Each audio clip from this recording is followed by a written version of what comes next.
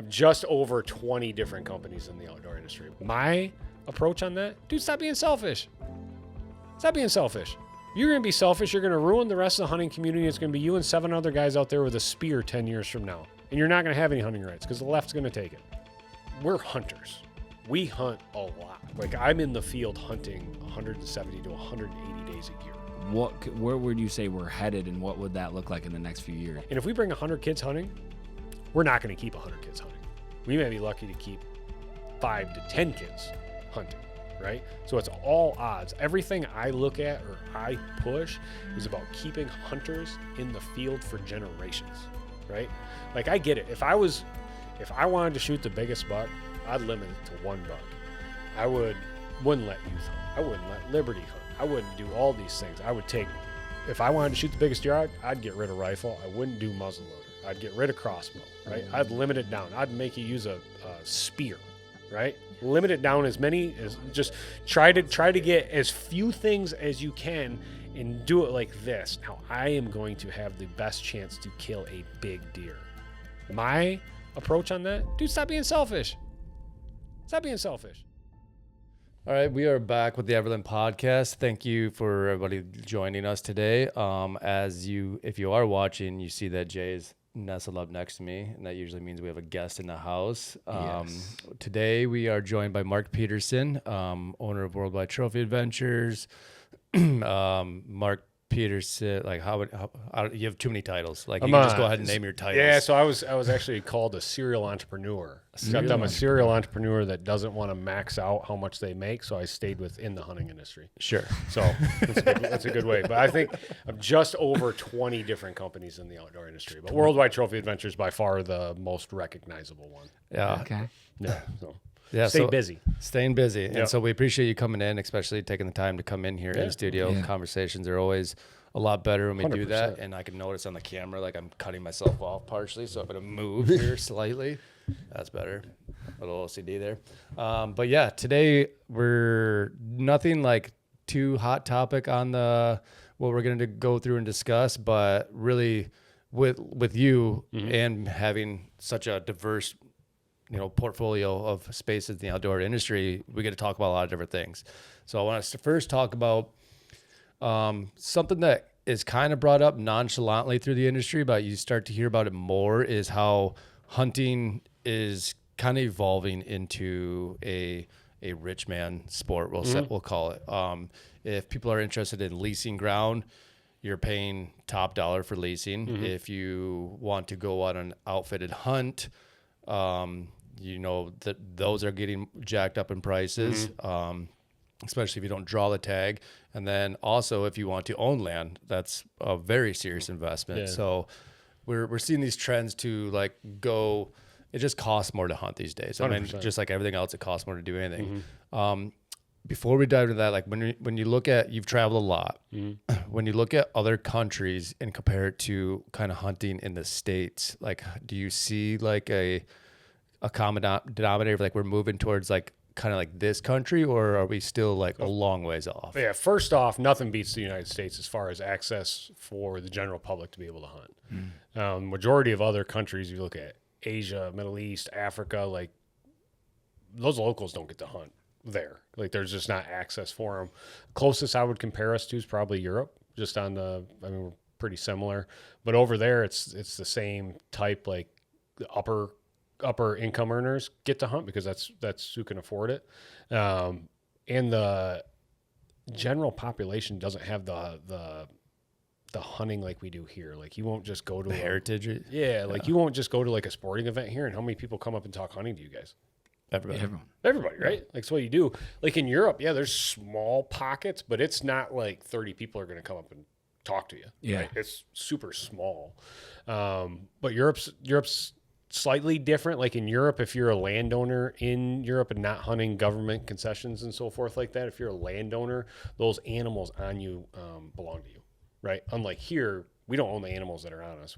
We have rights through the state to be able to hunt them and so forth. In Europe, those animals are yours, but they issue how many tags you get a year, and they go through the scientific studies and all that kind of stuff. But I would probably compare us to that. Like, So you're saying, like, if you own the animals, like if you owned, It's on your everything land. over there is hectares most likely. Yep. So like if you owned 100 hectares and there was stag on your property, you technically wouldn't have seasons then, would you, for it? There's seasons that are set from the Okay. government. Yeah, but it's yours.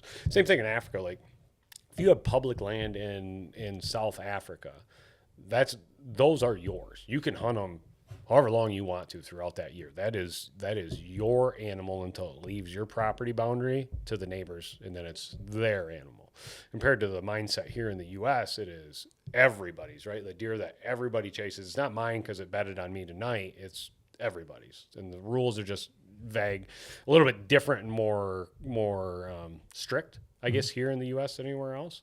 But as far as access and for the general hunter, nobody compares to what we have here. Canada, I guess I consider them, I mean, they're like our little stepbrother, right? They're the same thing. But if you're Canadian, they probably have more hunting rights. Like if you lived in British Columbia, the things that you could hunt over the counter, like they have over the counter stone sheep areas, dull sheep draws, bighorn draws. But if you think about everything, they got moose, they've got mountain goats, they've got mule deer, they've got blacktail, they've got whitetail, Elk. they've got elk. I mean, you just go right down the list. They've got a ton of everything to hunt there, right? Kind of like if you were Alaska. Like that's why a lot of people move to Alaska and become Alaskan residents, so you can then hunt everything in Alaska. Now it's a different life if you go and do that. But I know I actually have a kid that I graduated with that did that, and Did he? like he sends me. Actually, a couple of days ago, he sent me a video of a doll, and he's like, "Oh, this might be a good one to go after this." I'm like, "That's just not fair." Like, Yeah. you just, It's a different life, but you move up there and do that life. That's, Nope. No, No. I mean 100%, right? No, He just yeah, says, but nope. like you go, like those guys, they just live different up there. They Yeah. go, you know what? They're going to start the season off. They're going to go sheep hunting into caribou, and I mean just right into moose. Like that's what they do. That's the way that they live. To go up there. No, like you, I couldn't. I yeah, don't no, think I could do that. it's I don't just think I could do depressing. that. Yeah. So to give yourself a little street credit here, how many countries do you know how many countries you've hunted in? I do. I started tracking it last year. 33 different countries I've hunted in. 33 different countries. That's a lot. Mm-hmm. And this is like all the stands now, right? I've hunted a lot of the stands. A lot of the stands, which is I've still got to go to Kyrgyzstan. Yeah, there's some of the different stands, but I've hunted a lot of them. I spent 40 some days in Pakistan. Like there's not a lot of tourist destinations going on over there, but I've been there.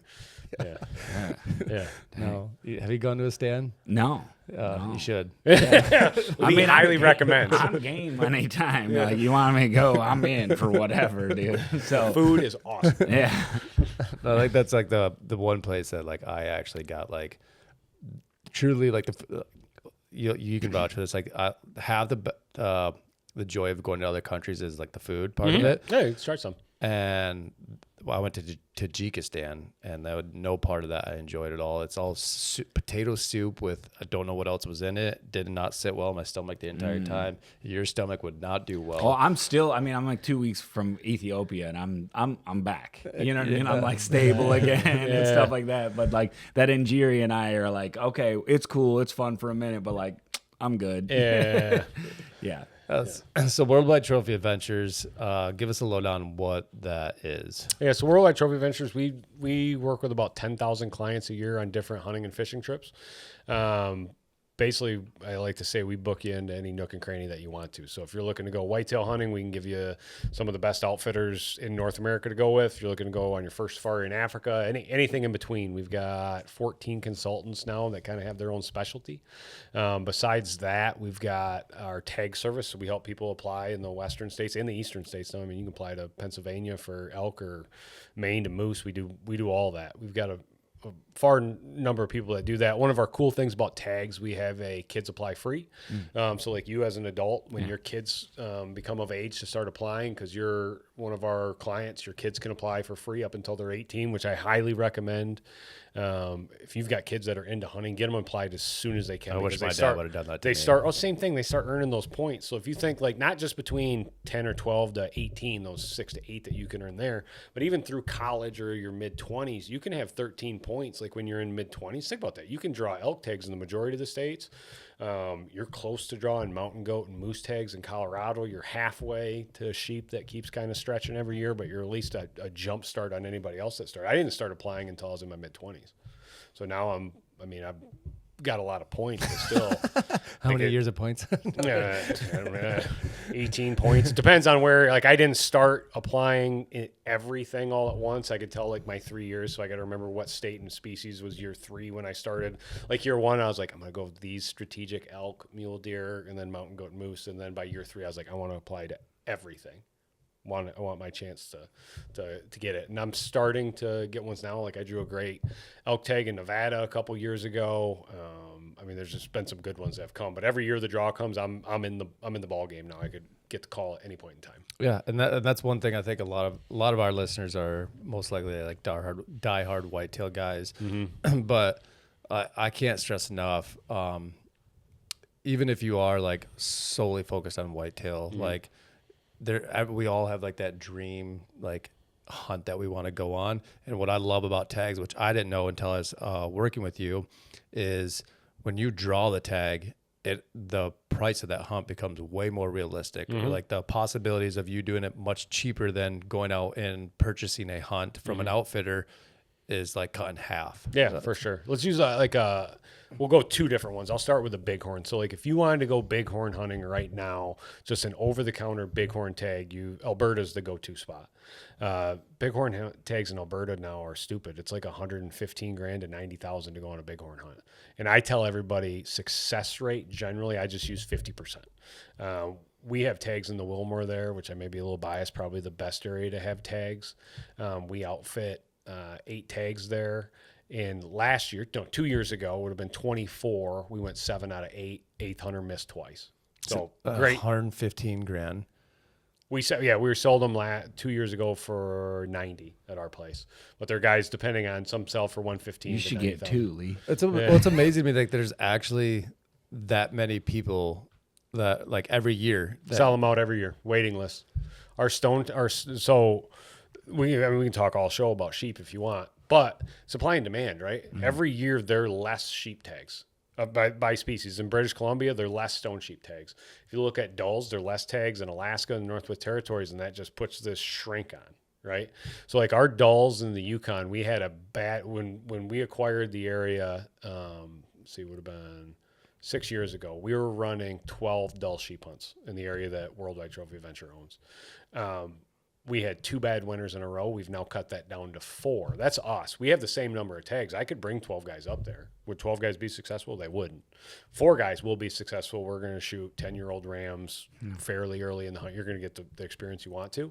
But we self-regulated 8 rams down. That's just one outfitter there. Say all 20 outfitters there do that. Now all of a sudden you're down almost 200 tags, right?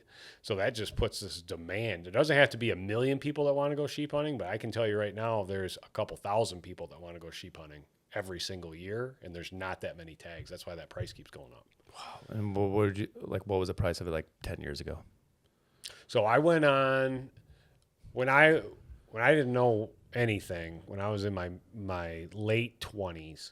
Mid to late 20s. I guess it was like 26, 27. I went on a dull sheep hunt in the Northwest Territories. It was a combo hunt. It was dull sheep, moose, caribou. I think that whole combo hunt was $40,000.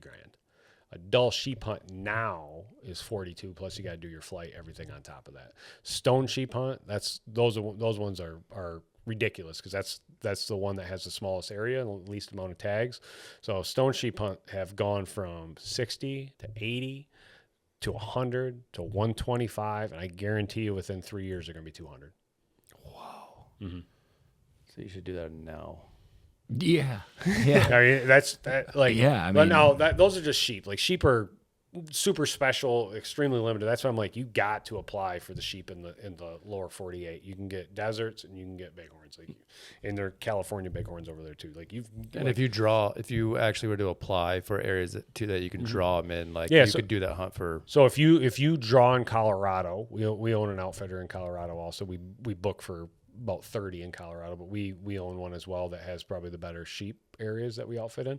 If you draw that sheep tag and you book us to go and hunt, it's $8,000 instead of going to Alberta and paying 90. And if you are physically fit when you come with us in Colorado, you're going to get a shot at a sheep.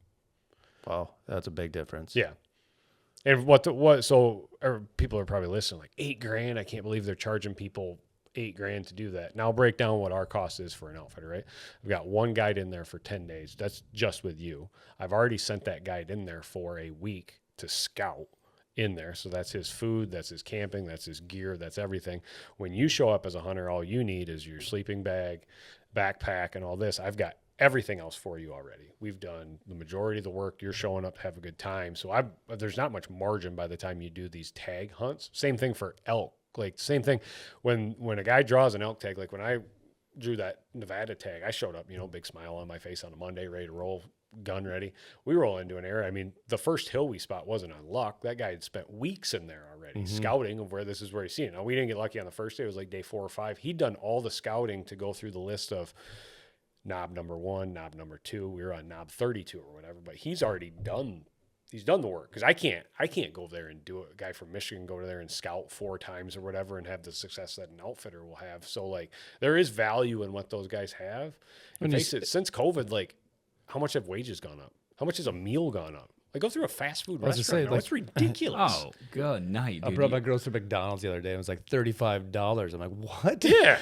That's insane. Yeah. Like 5 years ago, that was what, $14? Yeah. Now all of a sudden you're like, what just happened? Yeah. Well, the crazy thing to me that I always see with restaurants, sorry to get on a side topic, but like to go sit down though and have a meal, the fast food restaurants are almost like the comparable price. It's about the same. It really is. Yeah. Like if you don't have any alcohol involved in the menu and all that kind of stuff, and you just look at the food and stuff like that, for a burger and fries or whatever, my family, we're eating for probably like $55. If I go to Culver's, it's $55. Yeah, 100%. It's like, why? Yeah, same thing.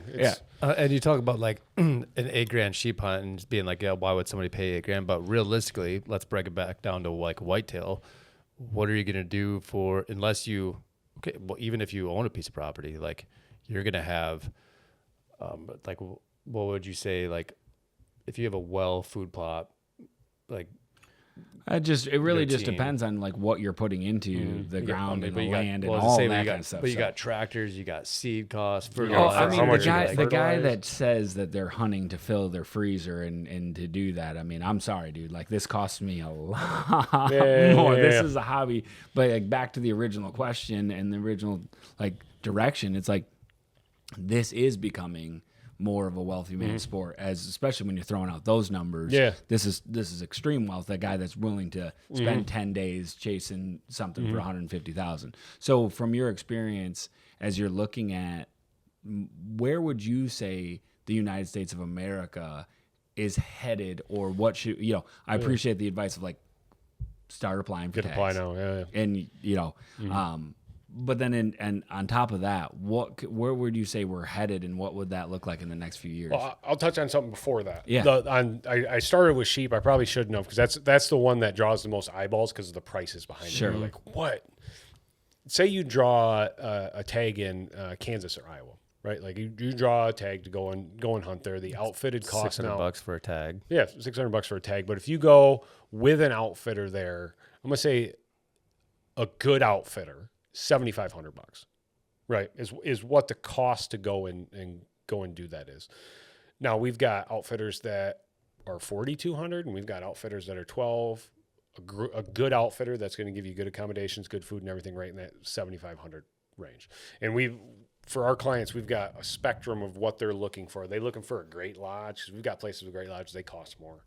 Are you looking for a really good meal, or are you looking for a home cooked meal? Like we've got anywhere in between. Are you looking for somewhere that you're going to hunt out of a Banks blind, or are you looking for somewhere you're going to be out of a tree stand? Anywhere in between, right? You get your price point. But a really good average now is $7,500. 4 years ago would have been $5,000. $7,500 now is what it's gone up to. But if you look at what they're doing, fuel costs more, their labor costs more, food costs more, their energy costs more, everything costs more. The ground that they lease has cost more. So their price has gone up. So is it worth it to go with an outfitter? If you have it, I say yes, because if you're an individual like me that I drew that $600 tag and I go to Iowa never having hunted Iowa before, my chance of success is not going to be great. Right? Like I'm going to go to a state piece of property. I'm going to be able to hunt it for a couple days, kind of get a feel for it. Maybe I get lucky. Maybe I don't. Maybe I bounce to a second piece, do that same thing. But how long can I be gone from home? Am I a guy that can be gone for 2.5 weeks? Well, if you can be gone for 2.5 weeks, you'll have more success. But if you're a guy that took your week vacation to go hunt Iowa, Like that's where you go with an outfitter because they've done all the groundwork. They've got the food plots, they've got the scouting, they got the trail cameras and everything.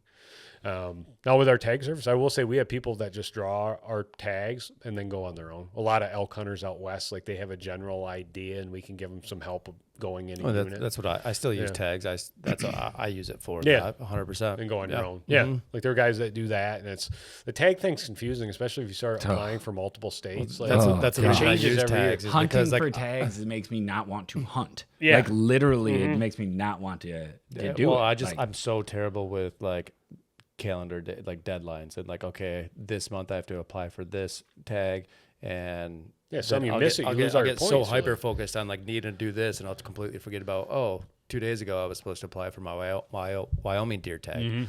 Yeah. And like you guys talk a lot. I had a couple podcasts about the Michigan thing here. Yeah. That same thing's going on in every state. So it changes every year of what their regulations are, what their zones are, and everything. Like unless you got did you see Missouri? Did you see Missouri's new changes? I didn't. Yeah, so they just came out and said, and I think, don't quote me on this, it's either, I think in 2027, a non-resident used to be able to shoot 2 bucks in Missouri.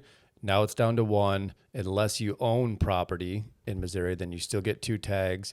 And now they're building a quota system, so they're going to limit the amount of non-residents in Missouri. So Missouri's going to become a draw state. Yeah, increase. It'd be interesting. I wish I would have known how many non-resident hunters went to Missouri. A lot. Every year. So many. It's a way to control how many deer are shot, right? Like that's. But like, I mean, have you?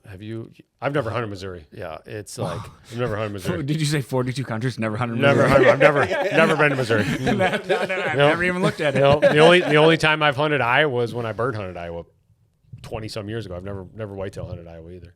That's because you have a special place down south. I do. Yeah, that is easily comparable to. Yeah, it's everything Iowa is. What? Kentucky. Oh, your Kentucky place? Yeah. So I'm struggling with my Kentucky place because it's in eastern Kentucky, and so like. Which part of eastern Kentucky? Lewis County. Okay. Yeah. So the first time we've got a couple different things going on in Kentucky. We own an outfitter there, Salt River, which one of the first outfitters that I acquired and run over there. And it got to the point, well, COVID, right? Like COVID, I couldn't travel international. A lot of my schedule is based off international travel, and all of a sudden COVID happened, you couldn't travel. Yeah. So my whole schedule for the fall was gone. I'm like, it's just like everybody, I'm staring, but now I'm like, I need to film and get content and do what I do, and I can't travel. So I'm like, I'm a hunt Kentucky, and I'm gonna do this, but I'm like, man, the problem with me, when I hunt, I generally don't like to hunt my own outfitters. Because if I shoot something big, everybody instantly goes, of course he did. Of course he did, right? He was sitting on that. He was watching it the whole time. That's why I generally don't hunt my own outfitters. Yeah. Unless for like a sheep hunt, guess what? I'm going to hunt it because we have the best areas. And that's a hard-earned one, right? Like I'm not going generally first hunt. I'm generally going later. I'm going to pick if there's a broken horn ram, I'm going to go after that one. Like in moose hunting, like moose just show up. Like I'm going to hunt our place for moose because it's special. But like for deer, I can say, all the big deer that we've had shot in Kentucky over the last 10 years, I've had a trail cam picture of them in August before season. I've seen them all. If I was a guy that wanted to go kill a 200-inch deer every other year, I could at our place in Kentucky and just go and hunt the big ones. That's why I said, I'm going to hunt a lot here. I'm not going to hunt where Salt River does. So I bought my own farm and said, no, this is mine, and started there and filmed for the first couple years on there of building the farm up, putting the food plots in, all the stuff like that. And then all of a sudden COVID kind of opened up. I could start traveling again. And I only filmed down there for a couple days a year. So I was like, man, I've got this big farm here. I'm not utilizing it like I was. Well, we've done all this work, really great deer here. Let's start selling some special deer hunts here. So we'd run 3 deer hunts in here, sell those out. Now I got to the point, like when I go to Kentucky, I don't want to hunt my farm until after the guys that have done the hunt on there every year get to do it. And then when I shot Freak Show, that year was different because I've now had 2 farms. So I bought a second farm in that process, and I was going to hunt just this one. And then all of a sudden we start doing special hunts. Because by the time you go through, you do the habitat work, You bring the deer in, Yeah. and you start getting the age classes right. Even though it's a fairly small farm compared to what the county is, we got a couple hundred acres. But you start doing it, you start managing the deer on there, you're gonna get big deer. Old deer are generally just big deer. So then, unless Freak Show was just a freak surprise, he was. So we did, yeah. So anyway, we'll get on the Freak Show here. So I did that second year in 2024. Set to hunt there, except the problem was I had. Salt River was full. Bootleggers Ridge, which is the first farm I bought, was full with paying customers. And then the Seas was also full. So I'm like, and so okay. you originally bought Bootleggers. People started hunting that. You were going to sell it. I was going to sell it. And then people wanted to start hunting it. So you sold hunts on that. Then you bought the Seas for yourself again. For myself. And that changed. And then I had a house on it. And we're like, it's a pre-Civil War house, awesome house. So we spent way too much money fixing this thing up, and it's a great lodge. So we're transitioning from our Salt River Lodge into that just because of what it is.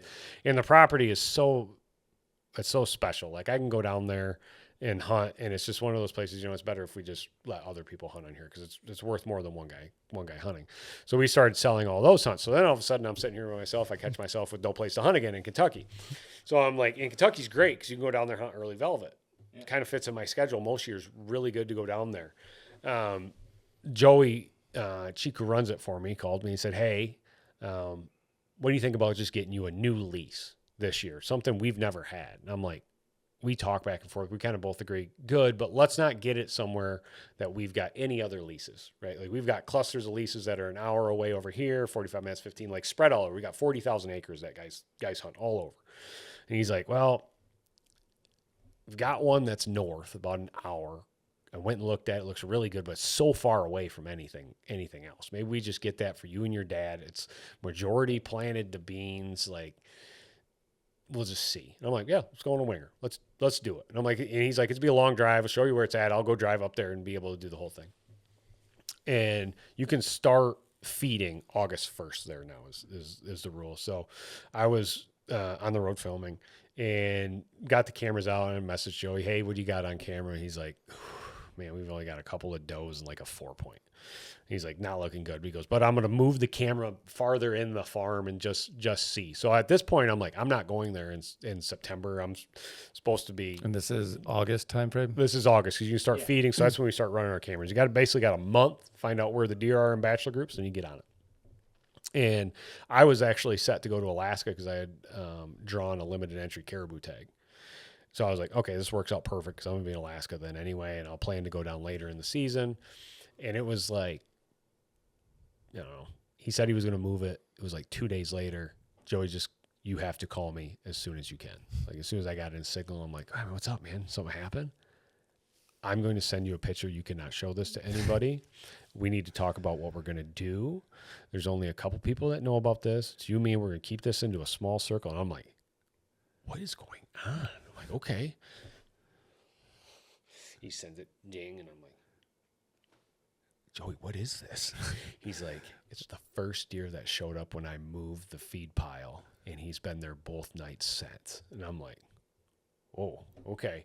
So I'm like, in my head, I'm like, there's no way this deer's going to stay around for a month, right? And he was consistent. He only missed 3 days until I shot him in there in daylight. I mean, and he's all of 240 inches, just stuff everywhere. But then it's like, okay, he's staying regular. Now all of a sudden I let the guys in the office know I'm not going to Alaska to go on a caribou hunt. I draw this really cool tag. Yeah, and they're like, what are you doing? No, you have to go. We've already got the camera crew set. It's going to be great for tags. You need this caribou. Anyway, I'm like, trust me, if this all works out, you guys will understand why. If not, you can call me stupid, whatever you want. I'm not going. And then Ryan at the office calls me, why are you not going on the tag? And I'm like, listen, I send Ryan the picture. I'm like, the fourth guy that knows about this right now. This is pretty. He's like, oh yeah, you have to go and do that. I'll tell everybody to call me. And he's not even a whitetail guy. No, he's a mule deer guy. He's a western mule deer guy. And then it leads up and coming there, and this is one. It's super weird farm, tricky to hunt. In early season, you just have to hunt the wind. So you start sweating the second you get out of the truck. If you're not sweating in the truck, so opening weekend, the wind was wrong, and I told Joey I'm not even going down. Not going down because if I'm in camp is when all of a sudden you check camera and you're like, man, that wind looks semi okay. I could get it. I can do that. I can do that. And I'm like, I'm not even going. I didn't even get in my truck until Monday after opener to drive down there, and drive down and looking like I'm gonna hunt tonight. And all of a sudden look at the app, I'm like, I'm not hunting tonight. The wind's wrong. So we get there and we just go and scout the field that night. And there's a fire going on over here, fire engines everywhere, kids screaming. Like, there was just a lot going on. I'm like, oh my gosh, this is crazy over here. There's no way this buck shows. Wake up in the morning, he was there. While that whole fire engine thing was going on, he was on the other side. He was there about 10 minutes before dark. Perfect. You know Adam, right? Yeah. Yeah. Exciting little guy. Yeah. Anybody that doesn't know Adam, exciting little guy. He excites easy. He's so excited. So excited. Yeah. He's the hype man. He's a big pump guy. Big pump guy. He Adam just goes, excited little guy. exciting little guy. Yeah. And he's there. He's filming, getting everything. So we wake up the next day, and it was September 10th. And we got to walk across this bean field, and we're getting out there super early. We had the tree stand set up, everything. All we were going in, we were literally just harnessing in. Adam's tree arm was already up there. We were just be all set. We get up there and it's just sweat is pouring down. Adam's got allergies. I've got allergies. Walk across this bean field. Both of us are just red-eyed, puffy, just how you doing? I can't breathe. Trying to sneeze with the wind. Yeah, and all of a sudden, so I'm facing here, feed piles here. Adam's facing this way, camera over top, and like 2 hours before dark, Adam's like, he's across the field. Quick thing, and Adam's like, I think I got him on camera. And we look, and we're like, Adam's like, is that him? I'm like, unless there's another deer with 20 points here, I think it's him. I think it's him. The only bad news is he went straight across where we had walked in, and now he's directly downwind of us. And I'm like, oh, if he's going to come in on this tree line or on the opposite side of the corn to this feed pile, I'm like, we're hosed because our wind is just steadily going that way and just sweat is pouring off. And we sit there, and this is the biggest deer I've seen. Came out into the bean corner and was there. He's about 150-inch 10-point from Michigan guy. That's the biggest deer I've ever not got even semi-excited about shooting, let alone not shoot. And watched him and nothing happened that night and get down, and it's just one of those, like, he'd been regular for 10 days in a row before this. And he's only missed a couple. And it was one of those sitting there like, man, was it just everything going on? What was it? And I remember waking up the next morning, checking the camera, he wasn't there. I told Joey, I'm like, I'm gonna hunt tonight, and then I'm gonna leave. Because I feel like my gut told me we blew him out last night because he went across that field. For whatever reason, he got bumped to the one side, and he tried to come up that fence row, and he just got a big whiff of Adam is what he got. And Adam blew him away. Yep. Adam's fault. Yep. And I'm like, we're going to hunt one day, and I'm like, I don't want to mess with him because if he comes back 2 days from now, I'll drive right back here, and I'll be here. But, like, the thing is, if I'm here, I'm going to keep my personality is I'm going to keep going and I'm going to pressure this deer. I know myself and I'm just going to sit here because it's not worth me. Where am I going to go sit? Like, I know this deer is here. I'm not going to go sit in another tree stand. No. Because why would you don't leave a 240-inch deer.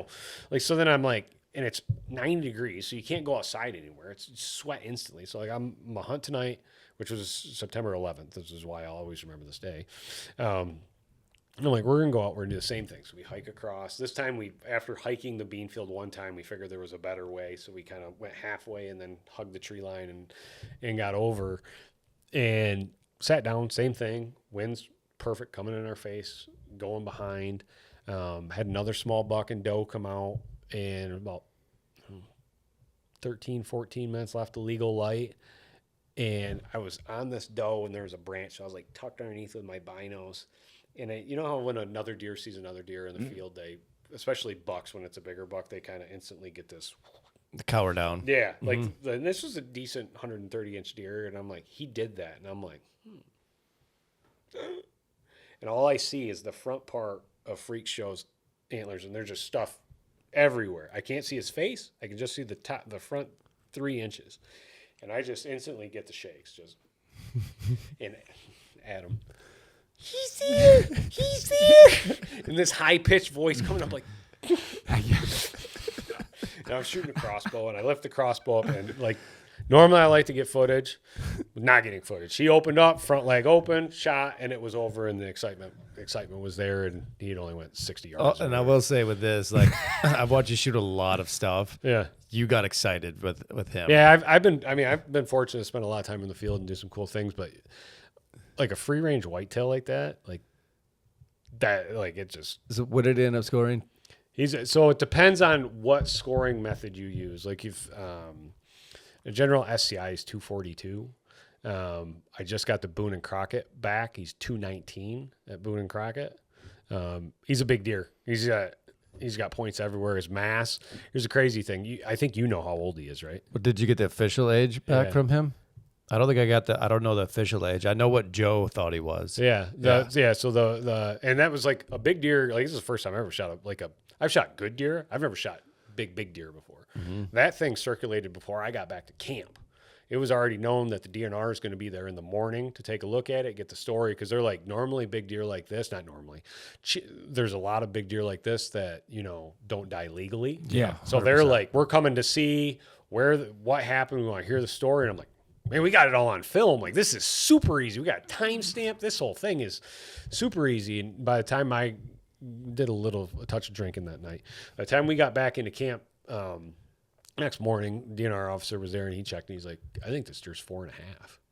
And I'm like, there's no way. Because I've hunted in Saskatchewan quite a bit. And it was as close to a Saskatchewan bodied deer as I've ever seen. Mm. Anyway, we sent it off 4.5. Who did you send it? You sent it to that deer age? Yeah, the teeth guy. Yep. Yeah. Wow. Yep. 4.5, 219 inches. And do you think that was a legit free range deer its whole life? I do. Well, there's no high fence around there. Not even close? No, not even close. There's nowhere 100 miles, 100 So miles. Did you ever get in touch with any of like the locals? Anybody know the deer from the year before? Here's the only reason we got that lease. Trey, who works at Salt River, also does farm work for a large farmer. And the large farmer's always buying ag fields when he can. Yeah. And he bought this ag field. And his policy is when I buy something, I will lease it for hunting, but I will not lease it to anybody that's hunted it before. And here's his reason. I don't want any of the history with how you've done it with the previous owner to come on with how I do it. And the previous guy let me do this, or he let me cut this down, or he let me do this. Pretty simple. He goes, I'm a farmer. I lease this for extra money. You can't cut anything down. My crop is my money. You got to work around. Like, he's got simple rules, but his thing is he had bad experiences of leasing it to people that had leased it before from somebody. So I get it. That's the only reason we got this. And we got a picture sent to us. Had to be this deer of the year before. And he just had like a stag. He had crowns up at the top. And I don't know how they got this picture, but it was like it was running away, and he probably would have been a 155-inch deer the year before, but it had to be him because he just had all this stuff like a crown stag up on top. That's the only thing.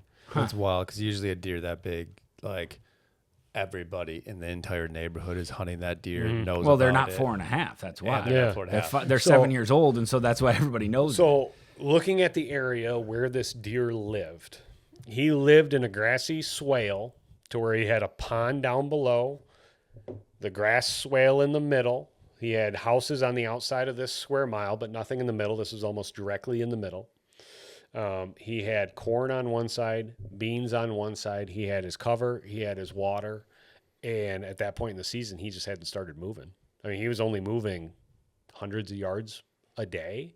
And like, he just had everything that he needed right in this circle. And that's where you see like velvet deer. How much do bucks move? They don't move very much. If they've got water and feed and cover, they just, and especially aren't messed with people anymore. They just stay in this little swale, and he just stayed there. Like, it was the most consistent deer that we've had on camera as far as number of nights in there, just right up leading to when it was. How far was the feed from like his core area? Say 120 yards. So like when you're getting in there, you're getting like, he would show up on the same days that we would feed. It wouldn't mess with him. Oh. Yep. So if he heard that the ranger, whatever, stopped there, and yep, same thing. That's where when we went to the stand the first day, it was the mindset, like in Saskatchewan, leave the Ranger going when you get dropped off in the thing. Like, same thing. Do we do that here? And I'm just like, yeah, that seems really risky for here. Like, that's risking it for the biscuit. And I don't know about that. Let's just walk across this field. But it came up. That's how regular he was. Like, he showed up. Yeah. So do you like has a deer? Do you guys still have that lease? We do. Didn't hunt it last year. You know why? The side that we lease was corn and not beans. So they kept the corn up through November. Oh, wow. Never got anything on the feed. So this year it's beans. I'll be really interested to see like If that 150-inch deer shows up, that's what I'm hoping. Oh, I thought we were spitballing. no, like seriously though, like if that area is just like we all know, like big deer can like there's little core areas that like just big deer do well and like grow big in. So I'm wondering if like is that just an area that just continuously like spits out some really hope so. big deer? Yeah. So you didn't turn that back over to the I kept that one. Yeah, I kept that one.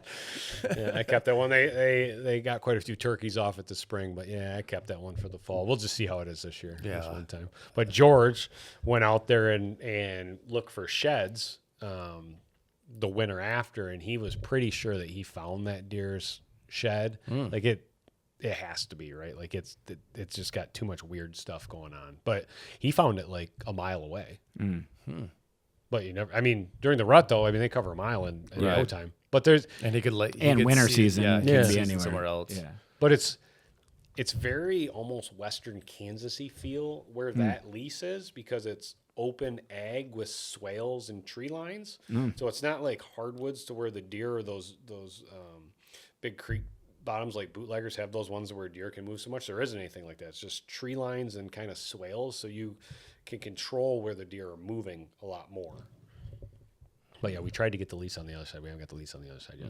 Yeah, so my big timber Kentucky is way different than swales and all that. Eastern stuff. Kentucky is completely different. Yeah, it's just big hills that I get real confused in. And I'm like, oh bother, here we go again. Do you hear the banjo music every time you go out, or just every other time? Every time. Okay. Like I don't like my first opening day rifle experience in Kentucky.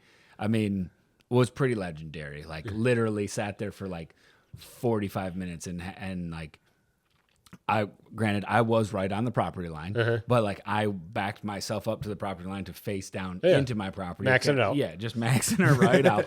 But like it's like the only place you can really see because the fingers are so steep and all this kind of stuff. And so I'm sitting there and I just catch a glimpse of orange coming up from the neighbors opening morning, and I'm sitting there. I look over and I'm just like, all right, this is Kentucky. I don't know where I am from. So I just throw out my binos and look at the guy for a second.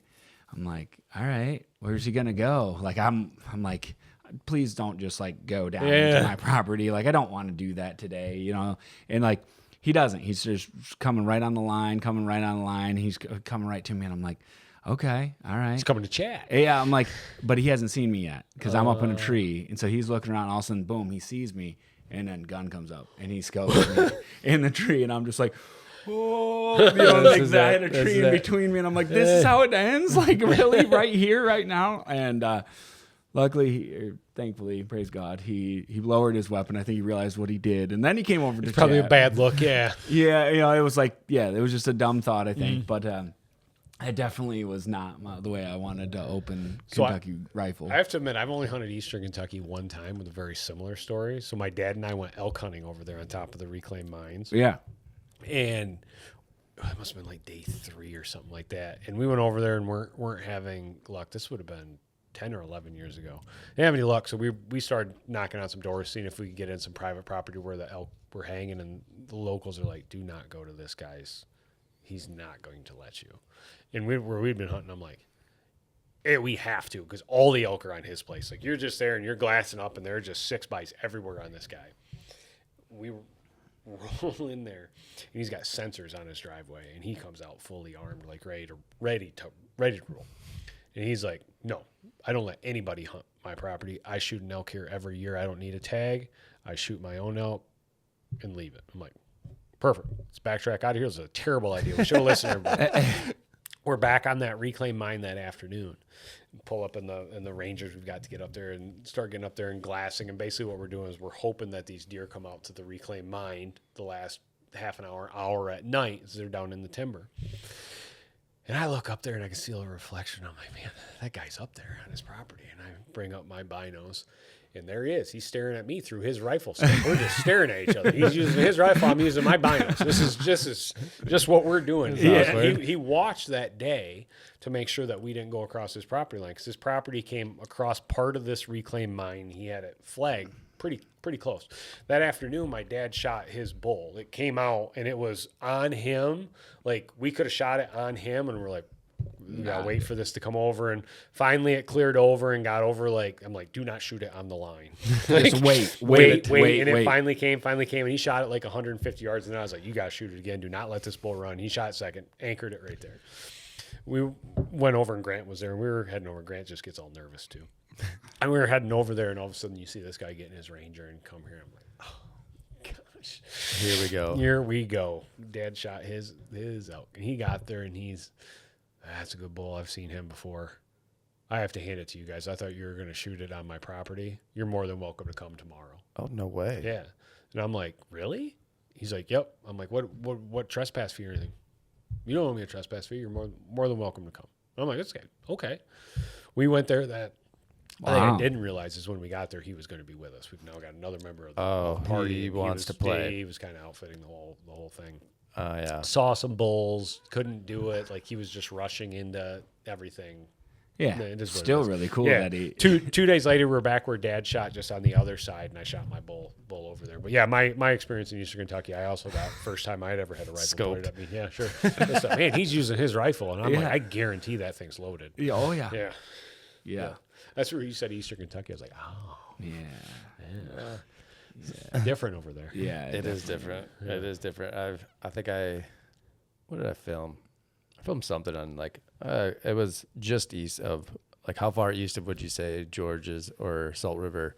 I call us like central Kentucky. Oh, okay. Yeah. So I was, I guess, flirting central eastern, and it's just different there. Yeah. It's just, I think Harlan's the town that I hunted out of when I was elk hunting. Like it's far east, like from. I thought you were just going to name the town of your where you shot your whitetail. Like, well, absolutely not. No, I'm never listening to that town. How? And as I said, it's 3 hours away from Salt River, not an hour. That's my bad. 4.5. Yeah. Ohio. Wait, how did you draw an elk tag in Kentucky? It was actually an auction tag. Oh, gotcha. So the auction tag in Kentucky back then, Dad and I bought for $6,500. Wow. So. And what's it go for now? Probably 20 to 25, if not more. Do you remember what the Iowa tag went for? It was like 24. Yeah, I was 24 seems to be the 24. Yeah, I think it was for the. Oh, you guys were all excited thinking it was going to go for like 50. I thought. Well, they have 10 of them, right? And ours are 8. They have quite a few. Commissioner tags. Yeah, I think it went. They only auctioned one off there though. It was at the Iowa Sportsman's class at the Iowa Deer Classic. Because I think they give Wild Turkey Federation one. I know different Eastern Wild Sheep gets one. They're all right in that 24 range though. Yeah. I actually thought we were making bets on what they would go for. I thought it would go for more. Actually, I did. I think I won. Did you? I think I won. I didn't win the tag. Well, not many. There's only 8 or 10 of them, but there's still more than one. If it was one, I'd probably go for 50 or more. Because somebody's sitting on a big deer that they couldn't draw. That's got property down there. Yes. I feel like that's where majority of them goes. It's Well, that's what I buy a commissioner's tag in Kentucky every year so I can hunt 2 deer. Because when I originally started doing that during COVID, I had the farm. If I can buy a commissioner tag, back then it was for like $2,800 for a second tag. Like I pay more than that for an elk tag out west. If I can film down here and get 3 or 4 more episodes, it's like, you know what it is to do an episode. It's way worth doing that. And to have a chance to hunt a second deer, like I've just done it every year since. I've only used it probably half the time. Last couple, last year you pounded 2 of them, right? Oh yeah, I mean it was a good day. A good day, sure.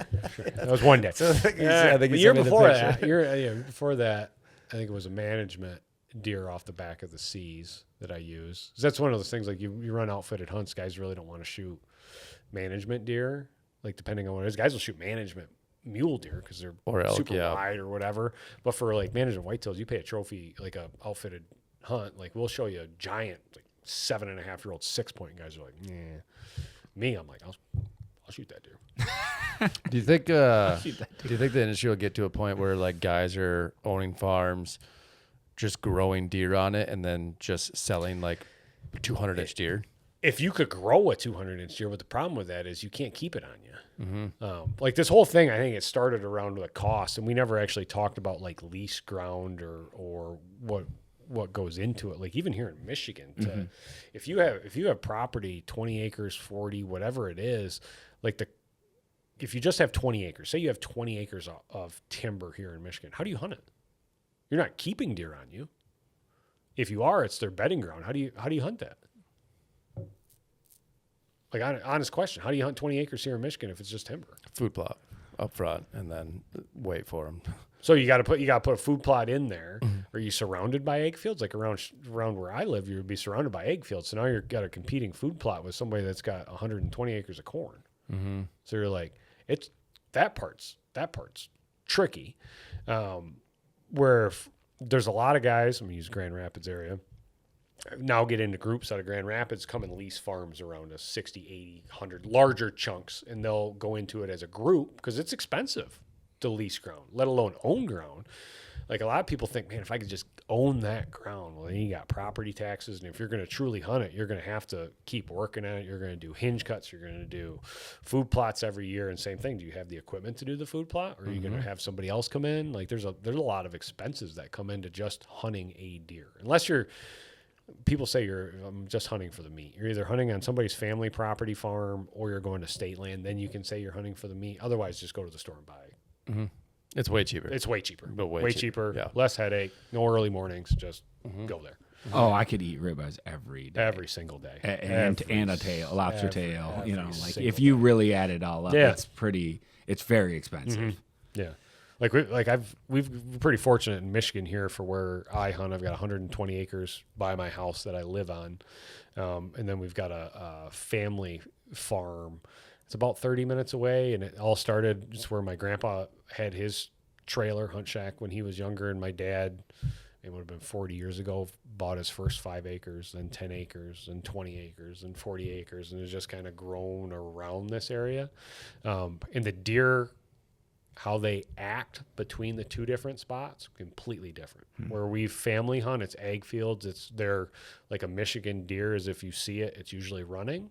If you come to my house, I live right along the lake, and there's a bunch of vacation houses. They're not pressured. Those deer are like, I just filled up, I've got gas on my driveway because we got some farm equipment and so forth. I was filling up my truck with gas yesterday.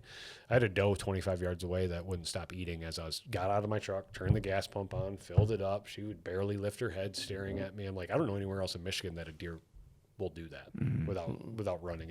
It's ridiculous. But those are two different pieces. That's why when Lee said he was looking for property up there, I figured he was somewhere close. Yeah. You gotta buy them where they are. It wouldn't be the first one. So I coach girls basketball in the winter, and one of the dads, he's like, yeah, at least that piece right across from me. You're like, what? He's like, yeah, right across. I'm like, of course you did. But it's funny. It's funny though. Like when you'll have pretty good deer on camera each year going into the season, and you keep up with the neighbors and they don't see them. Like I've got people that hunt like it's 120, but it's not like a block. It's very skinny. It's skinny. Because how long is your driveway?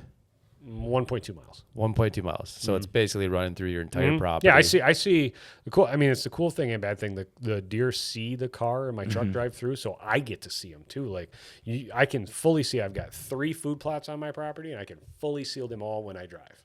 There are multiple times I'll see. Oh, they're like 60 yards off the main drive. Yeah, I mean, two of them butt right up to that's where you start, like right off the driveway. There'll be multiple times I'll see deer on there and know that I'm going to go hunt or whatever. Now with cell cams, right? Like I can tell what's going on. I don't know. You might be the only person that's more deadly with your truck than a cell camera. Yeah. As far as like you can come home from. I've done a couple of times to where I've seen deer on my food plot that aren't by my camera to where I've got out. And it's super weird. Like I park by our shop building, walk around the back, dip over the road. And they're like, it's my property, so I know like wherever nook and cranny is, and I know there's certain spots on those food plots that I can sneak in and shoot, and I have multiple times, and I just roughly film, like I set up a camera here and GoPro, but like those are some of the great view ones that I've ever done. And it's like one of them I was so focused because I could see his back, and I was just crawling right through a scrape that he had just peed on, and I was like, God, that smells terrible. And I'm like, oh man, that's on me. All right, keep going. And like I got the GoPro running, and you got the whole audio with the whole thing, but yeah. And like the spot and stalk deer, like a lot of guys don't think you can do it. Yeah. Like it's impossible. So, Kevin, right? Kevin Burmeister. Yeah. So I was over at Kevin's. This was 3 years ago. Oh, I do remember this. We had just played. We were coaching middle school, and his team. Sorry, Kevin, you guys got waxed in the final, and he was having a bad night. So we're back at his house. We had dinner, and sitting there, and he had young apple right in front of his house, right across his driveway. And just like all of us, I'm sure you got binos sitting all over in your house to be able to look up and see. He's like, there's deer coming out. And he looks up and he goes, oh, he had this bladed G2 buck. And it's there and it's coming and it's eating on his apple tree, which is a farmer you don't like to see, but it was. And he's like, oh, man, that's a deer. I'm like, why don't you go shoot it? He's like, I can't. It's walking across the apples. I'm like, what are you talking about, dude? I'm like, go out your crossbow's right there. Grab your crossbow, go out your garage, hit the driveway. There's a little knob right there and you're going to be within 80 yards. And then you just if he takes a left, you're in the game. If you take a right, you gave it a shot. And he's like, there's no way. I'm like, what are you going to do? Scare him off an apple orchard? He's going to be here tomorrow anyway. Yeah, just be a farmer. Yeah. Like if you were in a tractor, you'd be. Yeah. So he's in a polo, Shelby black polo with like golf pants. Yeah. And he's going out there and I'm watching from the door. And all of a sudden he pops up and you see it. All of a sudden he shoots. I'm like, oh man, it may work. He came back and he goes, I can't believe it, dude. I think I smoked that deer.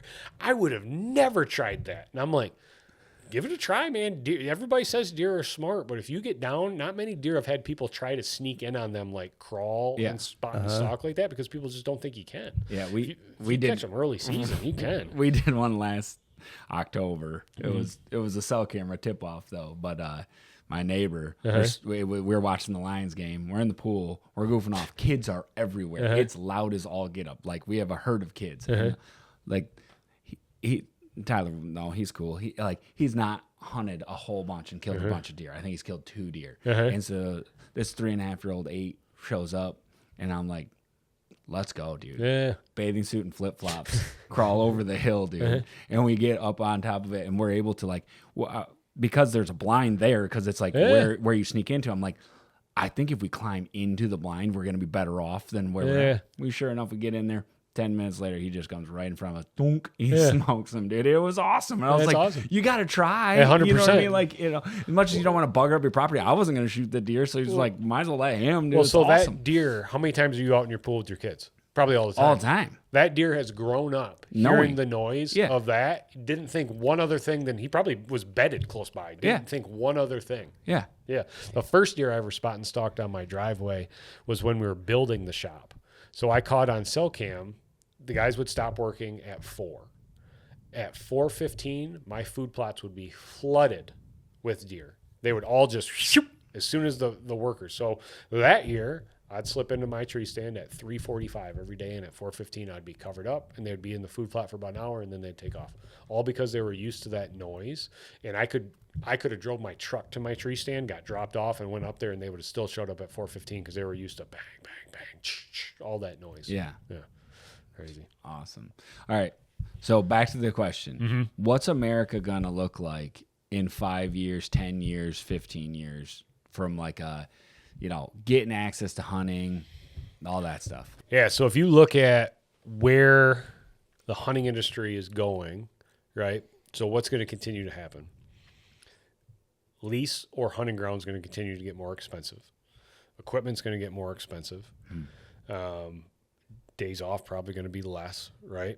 So is it going to become more to the higher income earners? It is. That's the way it's always gone, right? Like look at how it is the last. How long have you been hunting for? Oh, since I was 12. So 20, almost 30 years. Yeah. Almost 30 years. Think about 30 years ago. How many more people hunted just for a couple of days, right? Sure. Like a lot of the times, it's not like we're hunters. we hunt a lot. Like I'm in the field hunting 170 to 180 days a year. That's a couple days in the field. Like that's what I do though. I'm fortunate enough to be able to do that and call that a job. But like you guys are, how many days do you hunt a year? I should probably add them up. Like let's go Michigan. Go Michigan. How many days do you hunt? You Michigan? actually hunt or not filming?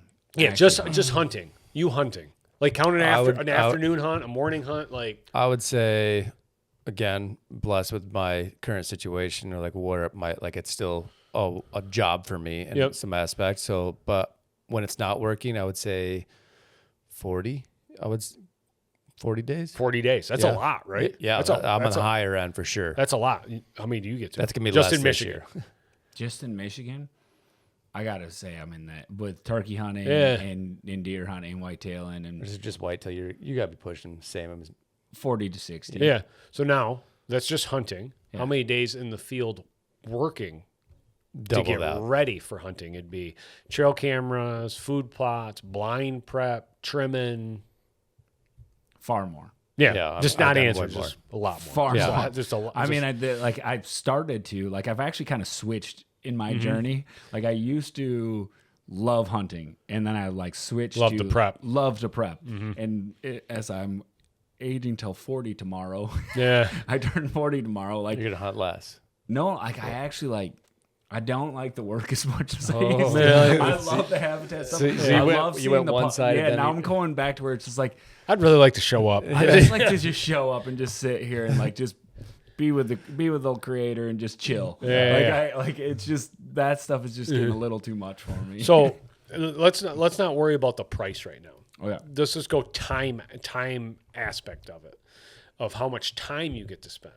Now look at the general population of hunters. Can they spend 40 to 60 days hunting and other things? Especially you guys are blessed because you hunt next to where you live, right? Like a short distance. Say you live in Grand Rapids and you're hunting up in Oceana County, it's an hour to hour and 15 minutes both ways. So I see a lot of people that will come up on a Thursday or a Friday. You can tell because they got their trailer with the UTV, the quad, all the disc and everything. Yep. They're gonna get up there and they're gonna get everything ready, but they have to do that a couple weekends.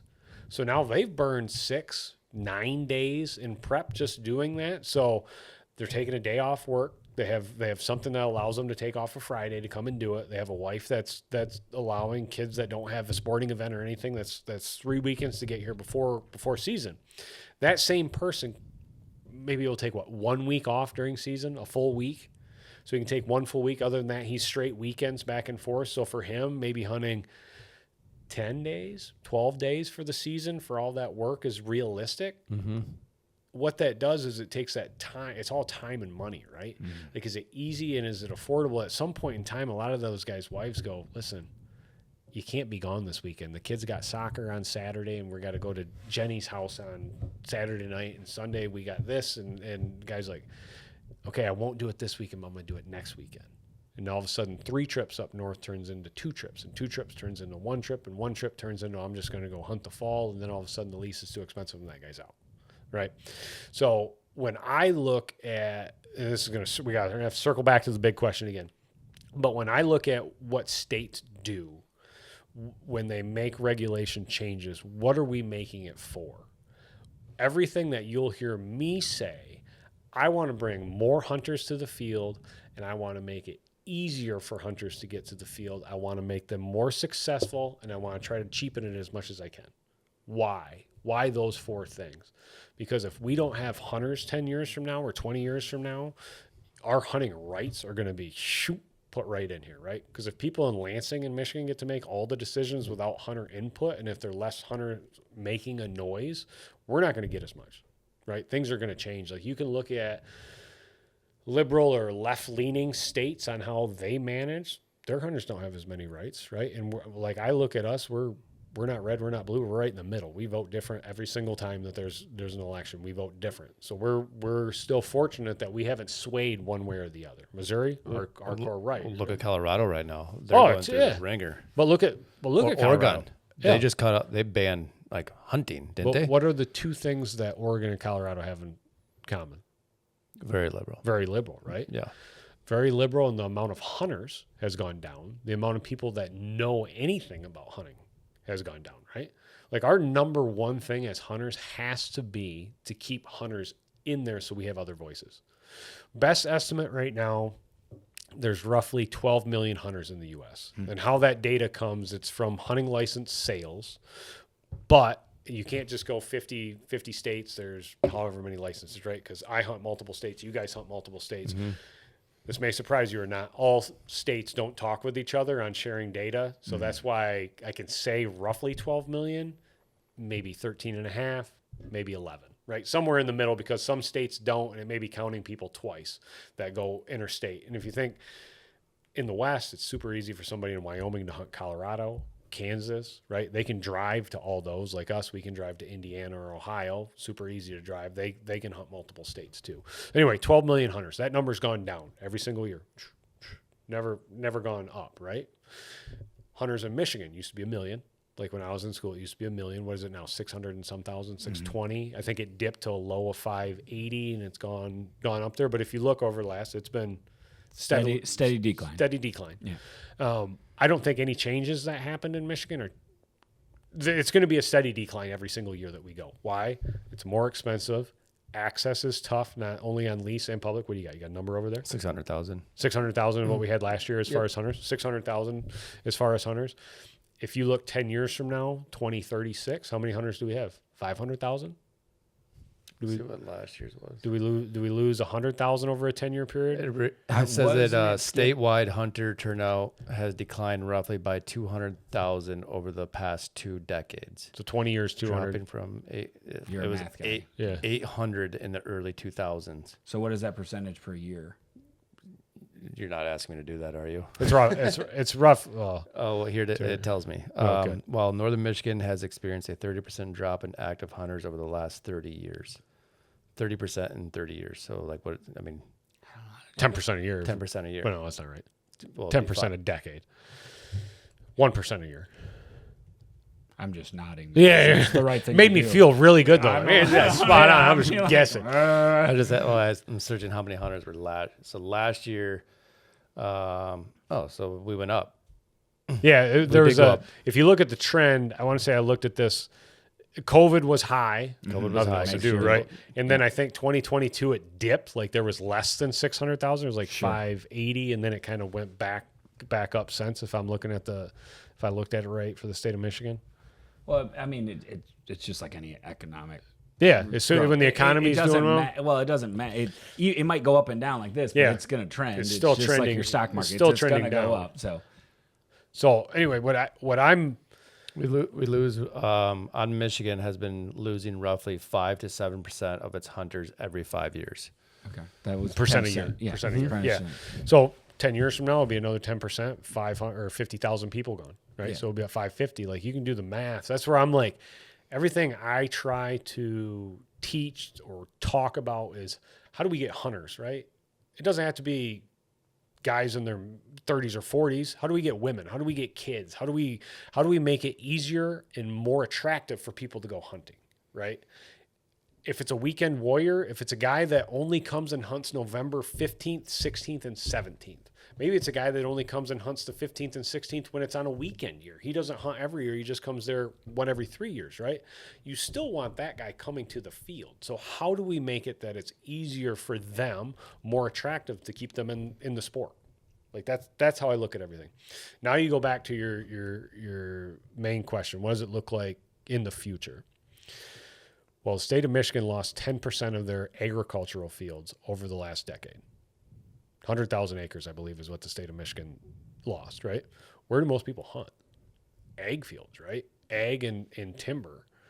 If you lost 100,000 acres of ag fields to solar farms, housing is the big one, right? Housing, well, that's less area that people have to hunt, but we have the same number of people roughly every year, minus 1%. So what does that do? Jacks up the cost, right? Supply and demand. Everything in hunting is supply and demand. If there's less acres that are available to lease, the cost will go up. And if a guy's sitting there with a 40 acre, like there was a 40 acre field right down a mile and a half from my house. It had been hunting for the last however long I had been there. It had been hunting. Well, the guy just sold it for $12,000 an acre. because he wanted to retire, and now their house is there. That's 40 that used to have multiple hunters on it every year that is gone. Those hunters still want to hunt. So what did they do? They went in a competition for the guys that were leasing the property next to it and got it, but they paid an extra $1,000 more an acre for it, right? Like, what'd that do? Well, that group's all of a sudden spinning back. Those are the microeconomics of what you have to look at of what's it going to cost to go hunting 10 years from now than it is now. I hope it's only a 1% to 2% increase a year, but what you find is it's in chunks, right? Like everything. Like you go buy milk now. What was it compared to 5 years ago? Same. Chocolate. My Reese's is really expensive now. It's like $3.50 for a Reese's. Do you know that? For a Reese's, like a bag of mini Reese's, or like a big Reese's? No, I do big cups. Yeah, big cups. Big cups. Big cups. It's expensive Reese's. Yes, it is. But like because it's apparently chocolate prices skyrocketed. Right? COVID can't import. But unfortunately, I'm not going to sit here and lie to you and say, hey, prices are going to stay the same. They're not. They're going to go up. 10 years from now, it's going to be harder and more expensive to get access just in Michigan. I'm not talking U.S. I'm just talking Michigan. If I go in the U.S., there are going to be less elk tags 10 years from now than there are today. Less bighorn tag, less moose tag. Is it less elk tags because of rules and regulations as far as like the restrictions, or just numbers are going to be going down? There's going to be a combination of both of those.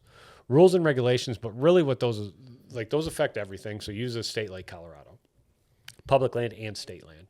They're really monitoring those for a state land, right? And during COVID, they allowed too many elk hunters.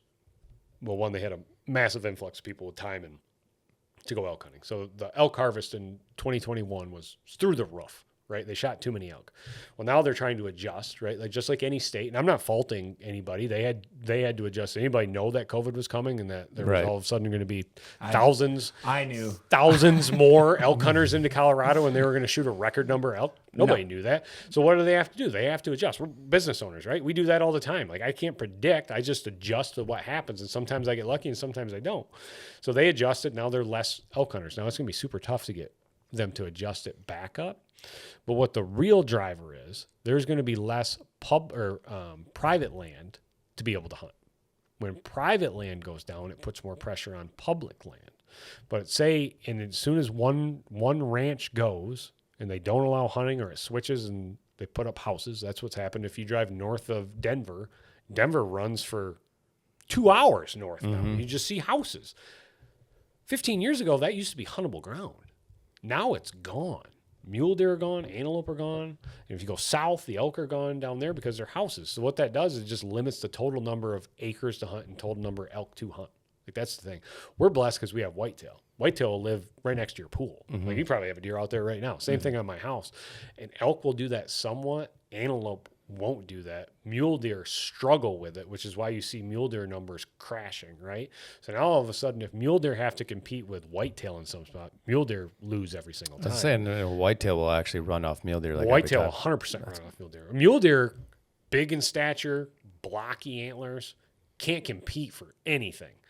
Not with whitetail. Elk will kick them out of the prime areas. If you go to an area that have elk and mule deer, the elk will basically take over the best grass area with the herd, and the mule deer will just continue to move.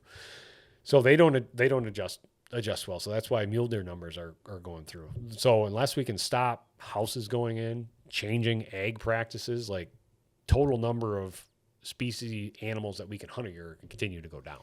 So do you think like in 10-year like outlook, will more people have to go to outfitters to hunt? So it's a tricky one. I think if they're looking for it depends what experience you're looking for. If you're looking to hunt different areas, like I'd recommend right now to go to an outfitter. Well, even about like whitetail though, like you talk about like Michigan losing 10% of its availability each year. Whitetail ground, that adds up over time. It becomes really hard to hunt. It's 100%. Some of the best hunting that I did when I was a kid, 20 some years ago, it's gone now. Their house is there. Like just these little woodlots that laid up perfect next to ag. Well, that woodlot's gone because somebody put a house right in the middle of it. And I can't complain because I put a house in the middle of mine. I still hunt it, but like this is what happens, right? Yep. Everybody wants to get out of the city and live in the country. Well, the country's not becoming a city; it's just becoming their houses everywhere. Like when I get off on my exit, it's an 8-mile drive to where I tee to go down to my house. When I built there 8 years ago, I could count the houses. Now I can't count the houses because they're houses everywhere, new construction, multiple houses every year. And you've been to Shelby. There's not a lot going on up there. Shelby's a very small town. Why would you build out there? But people want to get away. Like, I understand that part. And now in today's world, I can work from my house 3 days a week. I've only got to go to the office 2 days a week. I want to live out here. I want to have chickens. I want to do whatever. I get the whole thing, but it all adds pressure onto hunting resources. So when you ask what does it compare to, Canada doesn't have the population we do. They've got a lot more wilderness, a lot more open. That's why their hunting's so good. Not because they manage it great, but because they've got so much more vastness of it. Europe, why everything's so close and so monitored, right? People are everywhere. People have been in Europe a lot longer than they've been in the U.S. Yeah. So if you go hunting in Austria, you may have a great block here for stags, but it's just this block because there are houses and villages and cities all around it. So it's like this block. Like I went capercaillie hunting last year in Austria, and we were quick to find what that is. Capercaillie? Is that little tiny thing? Capercaillie's a big bird. I'm going to go like a turkey almost. Okay. Smaller than a turkey, but it's a good size bird. Full strut, make noise, go in a tree, same type of thing. Exciting. Yeah, crazy guys that chase birds all over. That's me. When we were hunting there, and same thing. Where you capercaillie hunted, you hunted in this privately owned. Where we were hunting, they have privately owned, and then they have government owned. But we were hunting in privately owned. It was, I think, it added to 2,000 acres. But around that 2,000 acres, there were houses, and between their houses, their villages, their people all over the place. It's like here, but the difference is outside of that. There's nothing for miles because it's people and ag fields and there's maybe roe deer, but there's nothing else. Like if you look at the U.S., what are we doing? Well, we're adding in more houses, more ag fields. And when I say ag fields, I mean like this table, flat ag fields. There's taking out timber. No tree lines. There's no swales in the middle because now it's worth the money to get rid of the swale, haul the rocks out, get rid of it, farm right to the edge, right? So you just look at that and you're like, how does it not become more expensive every single year to do it? And then I look at some of the changes we make that it's very easily for a guy that lives in a city that may only get to hunt 1 or 2 days or a couple weekends a year to watch some of these changes and eventually be like, I'm not going. It's not worth it. Like I look at the Michigan $2 to $1 thing. There are a lot of guys, like I think no matter what decision they made, next year you look at the numbers. Next year's I wouldn't actually look at any of the data for this season. Yeah. The reason being it's the last year before a big change. So it could be the Wild West out there with everybody filling 2 tags, or it could be to where some guys are going to start, or it could be where some guys are like, I'm done. But you start looking at the data in 2027, right? I think we'll see a decline in hunters. 2028, you're going to see a steeper decline than the 1% that we're showing here. Because I think there were guys that traveled in from out of state that liked it because you could buy it over the counter, you could hunt 2 deer. And what I can relate this to is we sell turkey hunts at WTA. We can sell a turkey hunt in a state that you can shoot 2 birds at way before we can sell a turkey hunt that you can shoot 1 bird at. Just in that, I relate that to people that are traveling out of state to come and hunt. Michigan's not known for giant, you're not going to shoot 170-inch deer most likely, but you can shoot 2 of them. So it's going to be one of those things. I'll go for a week and I'm going to be able to hunt every day because I may shoot 1, but I can stay at it and still kind of do it as a camaraderie trip.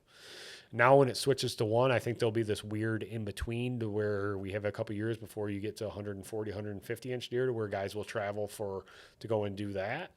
But I think and I'm not arguing the change to $1. I would have loved it to stay for 2, but I'm a unique situation. I would have loved it to stay there because I think we're going to lose hunters in the process. I like the change. I'm going to list other changes. I like the change of them in the southern zone switching to a rifle. Why? It's easier, right? It's easier for people to go hunting, which we want to keep hunters. I want to keep as many hunters as I can. A lot easier for a guy to grab a rifle and go rifle hunting. Why do I like crossbow hunting? More people will get into the field using a crossbow than a compound. Health injury, whatever you want to call it, easier to use, more effective. I like it. Youth season, let them shoot a buck. I don't care. I'd love for my kids to be able to do youth season up until they can't. My last one just finished last year, and you hear a lot of people, well, my kids are gone now. I hope they stop shooting bucks. Not me. I hope every kid gets a chance to go out there and shoot the biggest buck that they can find because it increases the odds of that kid wanting to hunt later in life. And we can look short term now of I wish that deer would have lived so I can go after it, or I really wish that that youth hunter shot that deer and had such a great experience and has those antlers on his wall or her wall, and looks at it and wants to hunt later on in life. Like they're You different. really think that with the youth though? Like I still haven't brought a kid out youth hunting. Like How old are my your kid, kids? I got a while. I'm at oldest is 6. Yeah, a year, man. Huh? Yeah, a year. Shelly shot her first deer at 7. Yeah, I just know my daughter's person. She's maybe 8. She'll be ready. Yeah, and it's one Yeah. of the and it's one of those 5. I had a Yeah. 5-year-old. Yeah, perfect, man. Like that's great. So here's the thing, and you'll realize this. And I sound like I'm 78 years old when I'm saying this. Nice.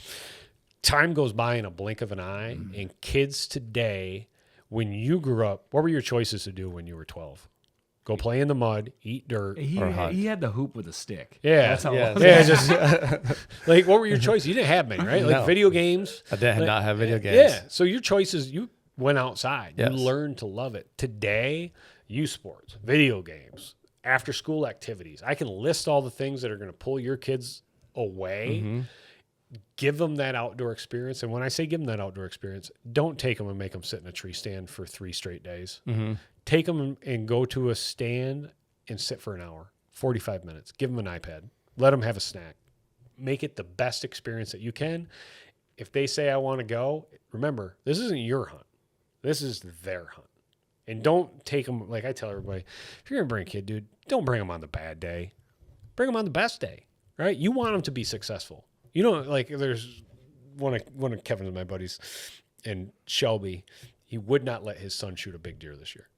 Like we're like, So that's where I think I'm at. Like, I Yeah. don't know if I'd let my daughter shoot the big deer on the so he had to property. shoot a 4-point. He's like, well, that's what I had to shoot because that's all we could shoot back then. I'm like, dude, that's great. Times have changed, man.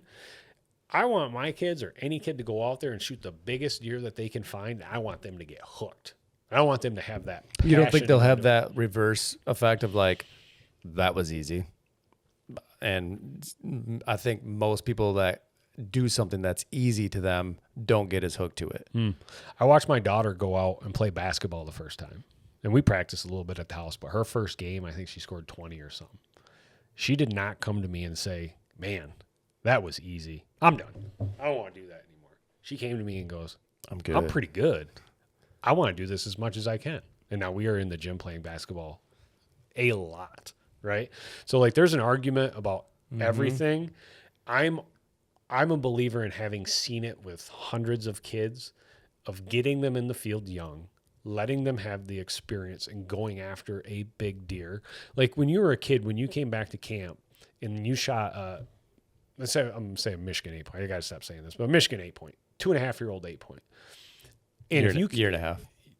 whatever, year and a half away, but whatever it is, you came back and you're like, and you had other hunters be like, oh man, it took me 10 years of hunting before I shot a deer like that or something like that. You don't think that sticks with the kid that goes, man, I got a pat on the back. This is great, right? And if we bring 100 kids hunting, we're not going to keep 100 kids hunting. We may be lucky to keep 5 to 10 kids hunting, right? So it's all odds. Everything I look at or I push is about keeping hunters in the field for generations, right? Like I get it. If I wanted to shoot the biggest buck, I'd limit it to 1 buck. I wouldn't let youth hunt. I wouldn't let Liberty hunt. I wouldn't do all these things. I would take, if I wanted to shoot the biggest deer, I'd get rid of rifle. I wouldn't do muzzleloader. I'd get rid of crossbow, right? I'd limit it down. I'd make you use a spear, right? Yes. Limit it down as many. I want his just regulations. try I to want- get as few things as you can and do it like this. Now I am going to have the best chance to kill a big deer. My approach on that, dude, stop being selfish. Stop being selfish. If you're going to be selfish, you're going to ruin the rest of the hunting community. It's going to be you and 7 other guys out there with a spear 10 years from now. And you're not going to have any hunting rights because the left's going to take it. Right? Mm-hmm. So my approach and where I preach, that's where I'm like, you know, $1 to $2 to $1. I've heard multiple stories on the whole thing. Mm-hmm. I would have loved to stay 2. I've got property to be able to do it. And I looked at it a little bit different. I'm like, okay, it adjusts to 1. In my head, I instantly know I'm going to shoot half as many deer because I generally shoot 2 deer a year. Shelly normally shoots 2 deer a year. we've got multiple people at our places. We've got enough acres that shoot 2 deer a year. I'm like, well, I instantly cut that in half, right? So now those deer are going another year. So you build the math. All of a sudden now it's gonna be like, man, we're gonna eventually have, instead of shooting 130 or 140s, we should probably have 150, 160. We may knock on a 170 deer every once in a while. Like, I can see that in my head, but at the same time, I look at just our small hunting group, and I'm like, eventually this is going to lose some of them. It is, because they only come for a weekend, usually rifle opener, and they generally shoot 2 deer because they like the whole experience. And those are guys that don't do a lot of the work. They come, they take the deer meat home. So it is that part. But I'm like, I can see this will. But their goal with this is to increase according to the DNR, the goal of this is to increase doe harvest. So you don't think you're going to see the flux of like, I still want my 2 deer, so I'm going to shoot the buck and then I'll shoot the doe. One question I have, because I'm trying to manage this in my own mind and stuff like that. One thought that I had, well, you're painting that picture of your specific situation, and everybody's situation is different. That's where I'm like, yeah. But in your specific situation, it's because it's somewhat similar. I'm hopeful that because of my selfish tendencies of the past, of being like, oh, I want to shoot this deer, and I got another deer tag to hunt and to fill, that I'm just going to leave this property alone because I'm just going to let it marinate to next year. With not having a deer tag to fill, I'm hopeful that more people bring new hunters into those opportunities. You know what I mean? And so it's like, instead of, some of the people that you might lose that are like, I'm not willing to wait out for get this. more on the other side. Yeah, I understand that. It increases, what you're basically saying is it increases more access for hunters. I'm hoping that it does. It's that where some guys like myself, where they're like, I'm not letting somebody go hunt, because it's the hardest thing when you for me, this is me personally, when you design a property, you spent all the time up front and you have somebody use and abuse it, where they come in poorly and they exit poorly and stuff like that. It's the hardest pill, because you want to give somebody the opportunity to go hunt, and you're like, just listen to just listen, follow the rules, and you'll be just fine. But like when you bounce from stand to stand or you do silly stuff, it's like, I can't keep bringing you back. Yeah, you're gonna ruin it for everybody else, me included. Moving forward. The stand bouncing thing gets me every time. But that's my hopes. But then you still have to deal with that. Yeah, the more guys you bring in. So it's how many? And this is an honest question, because then I'll answer what mine is. People that that bring new hunters, how many of them, like percentage wise, just rough guess, are youth hunters compared to adults that they're trying to get in to hunt? Like I actually probably bring more adults than I do youth. That's because you don't want your kids to hunt. I've got that already. He doesn't like his kids. I like your kids. You take them hunting, man. I brought my kid every single opportunity that they allowed me to bring them hunting. Like if it was like, do you want to go hunting? And if the second they say yes, I throw everything that I want to do out the window to bring them out there. Yeah. But like I'm saying, like, and this is like me just getting into that point of life where I'm surrounded by more younger kids that I can mentor and take out. So like, but before I would say is more like, oh, you don't have a place to hunt? Like, here's a place. But is that person hunted? Is it a new hunter, or is it somebody that just didn't have a hunting opportunity? The happy medium of like, they hunt occasionally, but don't get into it because their excuse is they don't have a place to go. So I love bringing kids out. My thing is, you guys probably caught this passion. Coaching, bringing kids out, giving them experience that they don't have a chance to, like that. At Salt River, we bring kids out. Every place we get all across WTA, you'll see we bring kids into the field. We want to give them experience that they can't. In the last couple of years, I've found that there are adults like that too, that grew up in a city that have got into this. They want to eat healthy, and generally you don't want to go to a club, right? You don't want to go out to eat. Well, you got a lot of time. What do you want to do? Like, there are a lot of people that want to invest in the outdoors and do that. It's rewarding. And I've the last couple people I've brought out to shoot does at my place have been people that have tried to get into hunting. And why did you say does? What about bucks? Dude, why do I say that? One, because where we hunt, I'm going to say 2 reasons. So I got my property along the lake, and then we've got our family property that we deer hunt. I'm not bringing people into our family property that everybody works on to shoot bucks to let somebody else shoot a buck. That's not fair to not fair to everybody, not fair to me, because we all put equally time in there. Like my 2 nephews are out there working on food prep today. Not fair to those guys when they get a chance to go out there. Everybody's got their cameras, everybody's sharing pics, right? Like we're a family group. We share 7 out of 10 pictures of big deer. We share half. Okay, we don't share very much.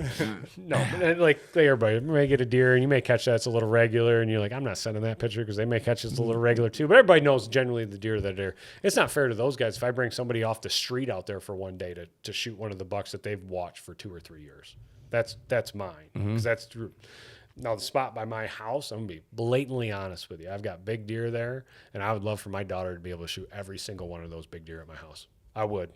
I would rather have her shoot anything. I'm not letting anybody step on her toes to go there, right? Like those early season deer I shot last year, she just couldn't get out there in sports, and she gave me the dad, you go shoot it.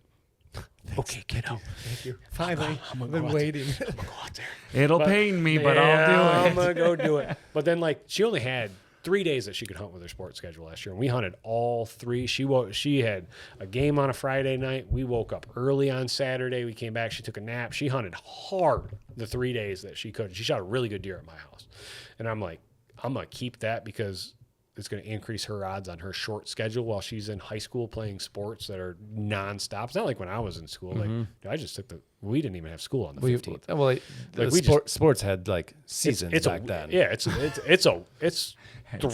now. Well, like they did. Like they have that's games all on year. Friday, Wow. practice Saturday, Sunday. You're in a travel sport at the same time. Like it's just intertwined. And I sit there as a parent, like I just wanted to have a day off. And then it's hunting season, and she's like, oh. It's my day off. I want to go do this now. She's going to go. And here's the thing. Like, I must have done something right because she wants to. So that's where I'm like, man, if we get another kid, like their kids off her team that want to go, I'm like, absolutely. Now, what's it easy to shoot? Like for Shelly, in a 3-day window, if you give me 6 hunt opportunities, right? Morning, afternoon on 6 times, I can probably get you a really good deer. Now, if you go out one time, we want to show you some action, I can guarantee we're going to shoot some does. And for somebody that's never shot before, like, bring you to the range, we'll give it a try, but it's different. You guys know this. If they only get to shoot at the range a couple times and then they go and shoot at a deer, like, there's just everything's different, right? Like, there's a lot of emotions, especially in teenage girls. Like, there's a lot of emotions that are going on through the whole thing and success and what it's deemed and so forth. But I can tell you the kids that have shot a buck are more excited than the kids that shot doe. So, okay, let's go back to the new rules and regulations of a 1 buck, and now would you say on average you have 2 or 3 like good deer on your property that What's you're a good excited, deer? Classify it. something that you would shoot? What you? Yeah. That's your own decision. So I'll not putting any antler, no size to it. So whatever you want to shoot. So you have 2 or 3 that you would my want house, to shoot. I'd have 2 to 3 a year, and then our heart property probably. I shouldn't have said that. Our property that we have, our other property, Keep it. our other property, 5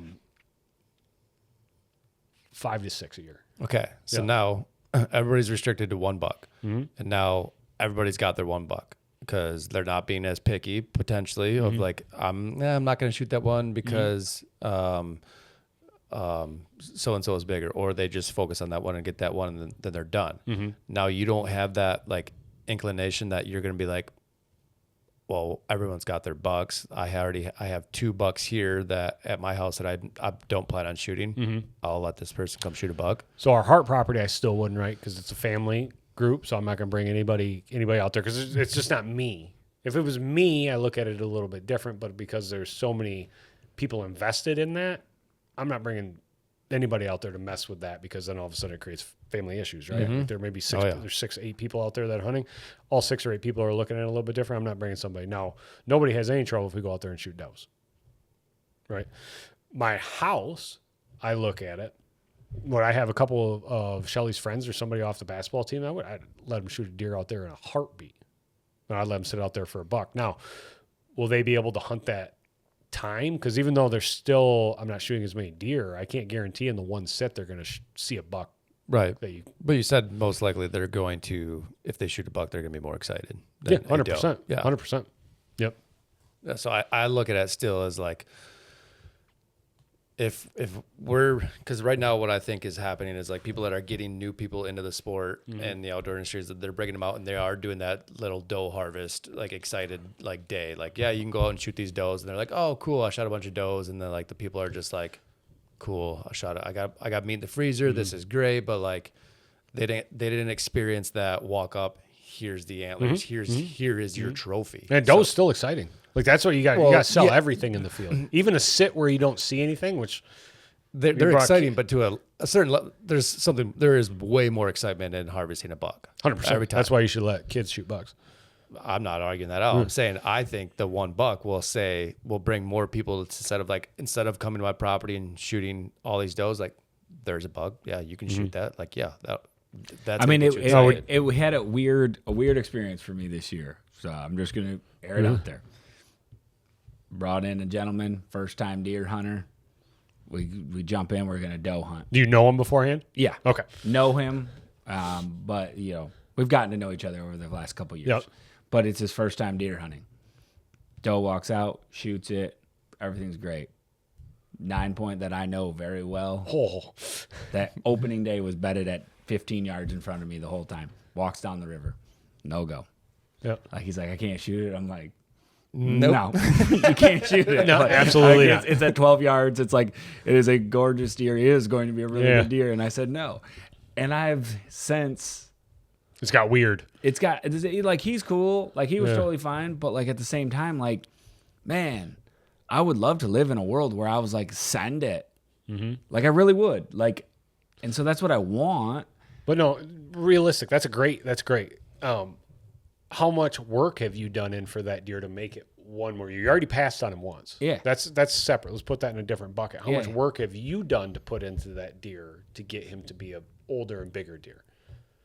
Because you've already a new property. So it's a new property. This is brand new farm. Okay. So very little to other, I have not got him to this age. He's just there. He was one of those. Yeah. He's just there. Yep. But he just wasn't gonna. He just needs a year, maybe two. Yep. Do you know if he made it? Yeah, he did make it. He did make it. Okay. I saw him on the very last day of season 2. So where's that at? Down the road. It's down the road. So it's next to your. So you brought up. I've only had my daughter pass on one deer before in her life. We had a deer down in Kentucky that we called Baby Shack, and he was a young deer, just mid 50s, but you could tell it's a 3-year-old deer. That's why we called him Baby Shack. He just was tight, tall, and heavy as a 3-year-old. So we were on Bootleggers Ridge out there for the youth season. And first time I've ever went in and said, kiddo, I didn't actually tell her. Just in my head, I'm like, if we see this deer, hopefully don't want to see this deer. We're not going to shoot this deer. And we're like, please do not show up. First deer that shows up. Hunting the opposite side of the farm from where this deer was the day before. First night in there, perfect. Got does start showing up. Baby Shack comes right over the hill for like an hour and a half before dark. And you're like, oh my gosh. And she's super jacked up because this is the biggest deer she'd ever seen. Biggest deer I've passed up until that point. And I'm like, now I'm sitting here and I had already in my head, I'm like, we're not going to shoot this deer. And he was there for an hour in front of us. And finally she was like, Dad, please.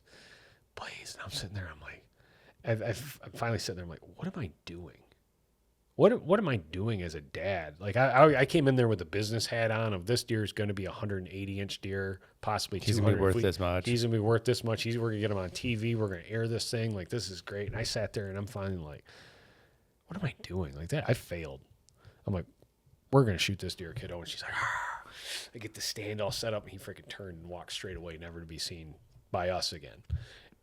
And that day I realized, I'm like, what does an inch matter for that? Like that was a big deer she was excited about, and I was excited about it too. If we would have shot that thing, it would have been mounted at our house. 100% would have. It was that type of deer. And I sat there as a dad, and I failed that day. I 100% failed that day by trying to save a deer for me to shoot later or get on camera at a later year, and I wouldn't let her shoot it. I failed 100%. Never done it since. Well, that's interesting because when you were telling that story, I'm thinking like one of the first podcasts we had, a whitetail properties agent who lives in Missouri, growing up around big deer his whole life. I asked him the question of like, man, like, don't you think it's like weird that like his daughters, I mean, they only kill mature deer. And again, he's grown up around it, so it's way different for him. But, you know, he told the story of almost the same instance, had a really good deer that his daughter wanted to shoot, and she's like, no, this deer is not mature to the mature age structure, what we're aiming for. That deer does the whole show in front of him, runs off, and she's like distraught about it, devastated. Yep. 10 minutes later, the big deer, the super mature deer walks in, she shoots at, and she is like, thank you for not letting me shoot that small deer. So it's kind of like... And I've got a story on that. The difference is he had that deer that he knew was coming or was regular, right? We had what I call a management deer that we were sitting on. Wasn't anything like Baby Shaq. She ended up shooting a old deer, had a little club, 115-inch, 5.5-year-old deer. Never going to be anything. It was some people say it was the perfect one for a youth hunter to shoot, or it was a perfect management deer. I look at it, I'm like, should have had her shoot Baby Shaq. Yeah, it's like, here's second fiddle. You can have this. Like, and so my 5-year-old that shot a first buck, really nice 8. It's over there on the wall. We were out there, but now, and so like to his, this is kind of like proof point that God makes us all uniquely different. Right, and how we're going to respond to whether Dad let us shoot the baby deer, the big huge buck, or whatever it is. It's like, and like your numbers of like, if we introduce 100 hunters, we're not going to keep them all. Like there's no denying. No way. Each one of them is going to respond differently. But like now, I can't get him to shoot and he can't, like whatever's going on. He wants to shoot a bigger deer. Yeah. But like a 2.5-year-old, I can't get him to pull the trigger on a 2.5-year-old. I was like begging him. I was like, just do it. Just do it. Like, let's just see what happens. I just want to see you lay one down. Pull the trigger. Just shoot that guy. Look at him through the scope and just see, and then flip the safety off and see what happens. I'm like lying to him. I'm like, that's a 4.5-year-old buck, buddy. He's like, no, it's not. And I'm like, it could but be. It is. Like, there's only one way to check. Like, so like, and it has been. It's been since that, you know, so it's been 2 seasons since he's killed a deer because he's not shooting anything. And, you know, we, for whatever reason, we'll go out on the best days and all that kind of stuff. And it's like, he just doesn't have a deer in front of him. And that is worth shooting thus far. So it's so different. And then like my oldest, I mean, he killed his first deer this year with a bow. He was 9, crossbow. And, you know, him and I had just an absolute ball chasing turkeys this year. And he's like, Dad, I love turkey hunting. Deer hunting, not his thing. Not my thing, dude. And I'm like, well, let's go chase birds all over the place. And I'm like, he's like, I could really want to try duck hunting. I'm like, well, there is a pond on one of our properties. Maybe we'll just put a duck blind in. Because actually, one of my properties is completely flooded right now. Underwater. So the whole thing might just become a duck. Like, and I'm like, I'm much more, way better at doing that and spending time with him because, like you 100%. Said, that this time is fleeting. Gone. And if we can spend time together and just enjoy God's creation and what He's done and like just having time, like I don't know, maybe you're gonna see me shoot just like 2 forkhorns this year and just have a good time with it. And it's funny you bring up the wing shooting though. Have you ever heard any Michigan hunters complain about when they change waterfall regulations? No. Why? I'm not in tune enough on the regulation changes of like what. So like when they change limits or what species or so forth, those are mostly federal. I'm gonna say no because they're all on board of like protecting them. Well, that and nobody cares who shot the biggest duck. No.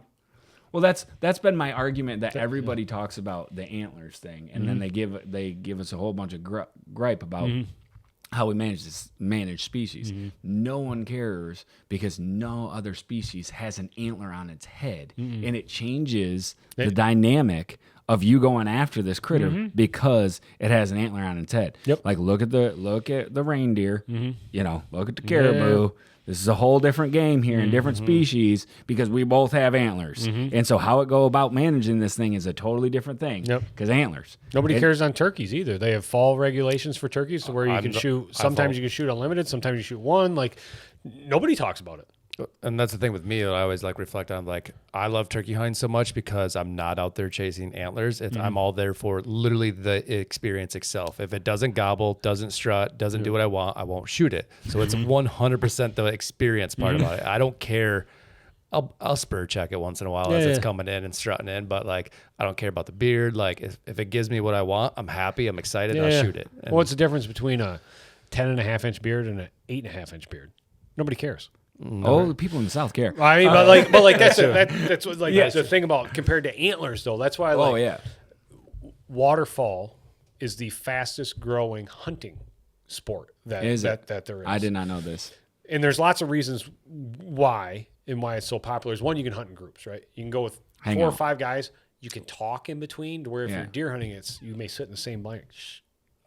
Well, I shouldn't say it's so much better to film a waterfowl hunt. I won't say that yet. Yeah. But it's more fun. It's more fun. Like people you're talking, there's camaraderie, and if you have a morning where you don't get anything, nobody really cares. You shoot one duck, nobody cares. Somebody shot a greenhead and you shot the hen, like nobody really cares. Unless it's got a band. Then it gets serious. See? But that goes back to the inches. Then it goes back to the yeah. But it's unlike deer hunting to where you may have 5 guys that all went out and shot bucks, feel really great about themselves until they get back to camp. And then instantly, 1 through 5, everybody has taken their order. All of a sudden, I felt like really good out in the field, and I get back there and I realize I shot the smallest buck. Well, I'm just right. Like that's what antlers do to people, and that's where everything I look at and I say, how do I get more hunters? How do I get kids into the field? Take everything else aside. This is what I only believe, right? Everybody may believe something else of how you get hunter retention, new hunters in the field and so forth. Everything I go and get behind, it's how do I get more hunters in the field? How do I believe through my years of experience when I see kids get excited, or hunter recruitment when NRA did the big push, what worked for them? That's what I push. And that's where I look at. You're not sorry to cut you off, but you don't think bigger antlers will do that to kids? It all depends. Do they have access to hunt them? Fair question. I mean, big antlers are in Iowa. Can they go there and hunt them? They can, but it just costs more. Yeah, see? But like big antlers in 5 years potentially be here in Michigan. Now they don't have to go to his Iowa. argument. Are you going to let them shoot them in youth season? My girls, yeah. Absolutely, yeah. Well, no. Actually, no. I'm holding true of like, I don't know if I'm going to let my daughter shoot the big one yet. I'm like, you're going to work for it. So one other thing on youth seasons. Why do I like youth seasons? You guys have seen deer in September hit a food plot. How long are they in that food plot? Hours. Hardly moving. Relaxed. Broadside. Relaxed. Go take a kid to hunt a deer on November 15th with a rifle, chasing a doe. Through. Like my daughter's hunted a lot, and we had a deer on opener this year that I would put her up against a lot of people that I've hunted with. She could not get set long enough to feel comfortable with a shot. Now I'm just recording, binos, range, right? Like that's all I'm doing to her. And you see her moving and you can see the breathing. I'm like, she's going to shoot, buck move, buck move, right? And she's 15-year-old last year, but a ton of hunting experience. And I'm like, that's what November 15th compared to an early season, youth season when you can go let them shoot a buck. Like go bring a 10-year-old or a 12-year-old out there or an 8-year-old. Them on November 15th, impossible, because that deer's not going to stand there long enough for them to get a shot on. That's why I love, dude, let them shoot a buck. Like, what does it come down to, really? In all honest opinion, why do you not let a youth shoot a buck during youth season? Why do people say I don't want to? Let's be honest about why they don't want to. Why? Why they don't want to shoot a buck? Why do adults not want kids to shoot a buck on youth season? With an honest answer. It takes their buck away from them. 100%. Yeah. 100%. Right? Yeah. I think there's no doubting that, but the one thing that I really liked about Kentucky's youth season is that the season gets underway, because I would put forth the argument, if Kentucky took their youth season and put it before archery season in Kentucky, you wouldn't have as much of an opportunity at that velvet buck. That's true. That's 100% true. And so that's where I would say Michigan needs to take their youth season and put it into the second weekend of archery season. The problem with that, it's a month back. Right. Now, I'd take Michigan and move that to the first weekend in September. We can start this whole thing rocking and rolling. And now we got to now we're talking. I didn't now we're solving the world's problems, we were actually solving it. Okay. Now we're doing something here. So we use Kentucky as a great state, right? They got big deer. Yeah. Okay, let's talk about... Arguably, well, according to George, like more Boone and Crockett's per like in the last area. 10 years. Yeah. Yep. So let's talk about what Kentucky has. $1, Yep. right? But every resident gets one. Unlimited does. You can shoot as many does as you want in Kentucky. In your zones. In your My zones. zone, I In your, can't. oh yeah, Eastern Kentucky. really? Yes. Not as You don't many, have- not you as don't many have But deer. you there. can still you shoot 4. Yeah, Oh, you not as many deer. Kentucky also has one of the longest hunting seasons of any state because it starts the first Saturday and it goes to the 15th or 18th of January. January. Yeah. Yep. So wait, with the landowner license, do they audit like when you buy a tag or a license, you get $1 and then There's it's doe- unlimited doe doe. notches that you do off it. Yeah. Okay. So longest deer season, longest archery season, but they also have a early muzzleloader season, chance to get out there and chase bucks early.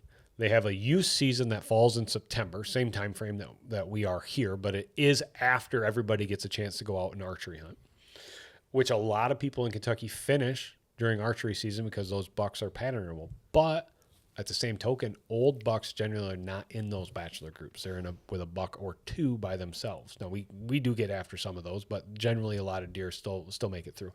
So you've got early muzzleloader, you've got a 2-week rifle season that's in the rut, right? Everybody talks about you can't have a rifle season in the rut to kill all the deer. What is the rifle season start? They do. It's the Second second Saturday in November. Yeah. Okay. So Can't this hit- year it's so like the 14th. You can't hit it any more square in Down the, there, and it's you're peak square rut. in the rut, right? So let's talk about the not misconceptions. I will say misconceptions about what you talk about here in Michigan.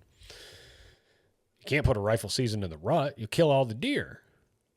Kentucky has, and they still got big deer, and they still got deer numbers, right? Can't have too long a season. Kentucky has the longest season.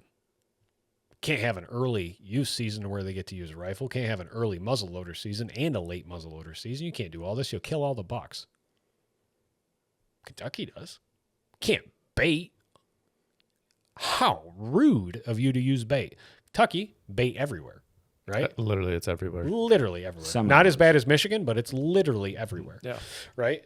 So now all of a sudden you take these things that you're being told or fed or everything, and you look like trying to grow big deer. Well, if Kentucky can do it, like it's one of the things, like I can look at data and spin whatever you want because I'll pick the state that makes that data go.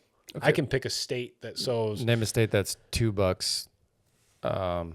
Let's rule out Iowa because they're really strict on a lot Well, of it's different things. like some residents there can shoot 3. Can't Yeah. they? Yeah. Like it's Yeah, but they have like their harder restrictions on everything else. Well, that was been my argument for the $1 is Kentucky because of all of the points that you've just made. Yeah. And then I would add in Michigan needs to pick up on another thing that they need to learn from them is they actually have a free youth season between Christmas and the New Year. Yep. Where kids hunt for free. Yep. And kids under 12 hunt for free. Yep. And Arkansas has that for waterfall too. It's great. Get kids out there. Yeah. Yeah. Free hunting under 12 years old makes a ton of sense because it's going to be hard and this is an expensive investment. And so as a licensed tag holder, I should be able to take my kids out there. Yep. And as a landowner, I definitely should be able to take my kids out there and go hunt and see what happens. And if they don't get something, they're only probably going to be able to do it one weekend. Yep. And so why make them buy a tag and all that stuff? So I think it's great. I was curious if the Ian. $1 was going to increase the antler harvest in Kentucky, and it surprisingly it does not. It's 74,000 antlered bucks and 63,000 antlerless.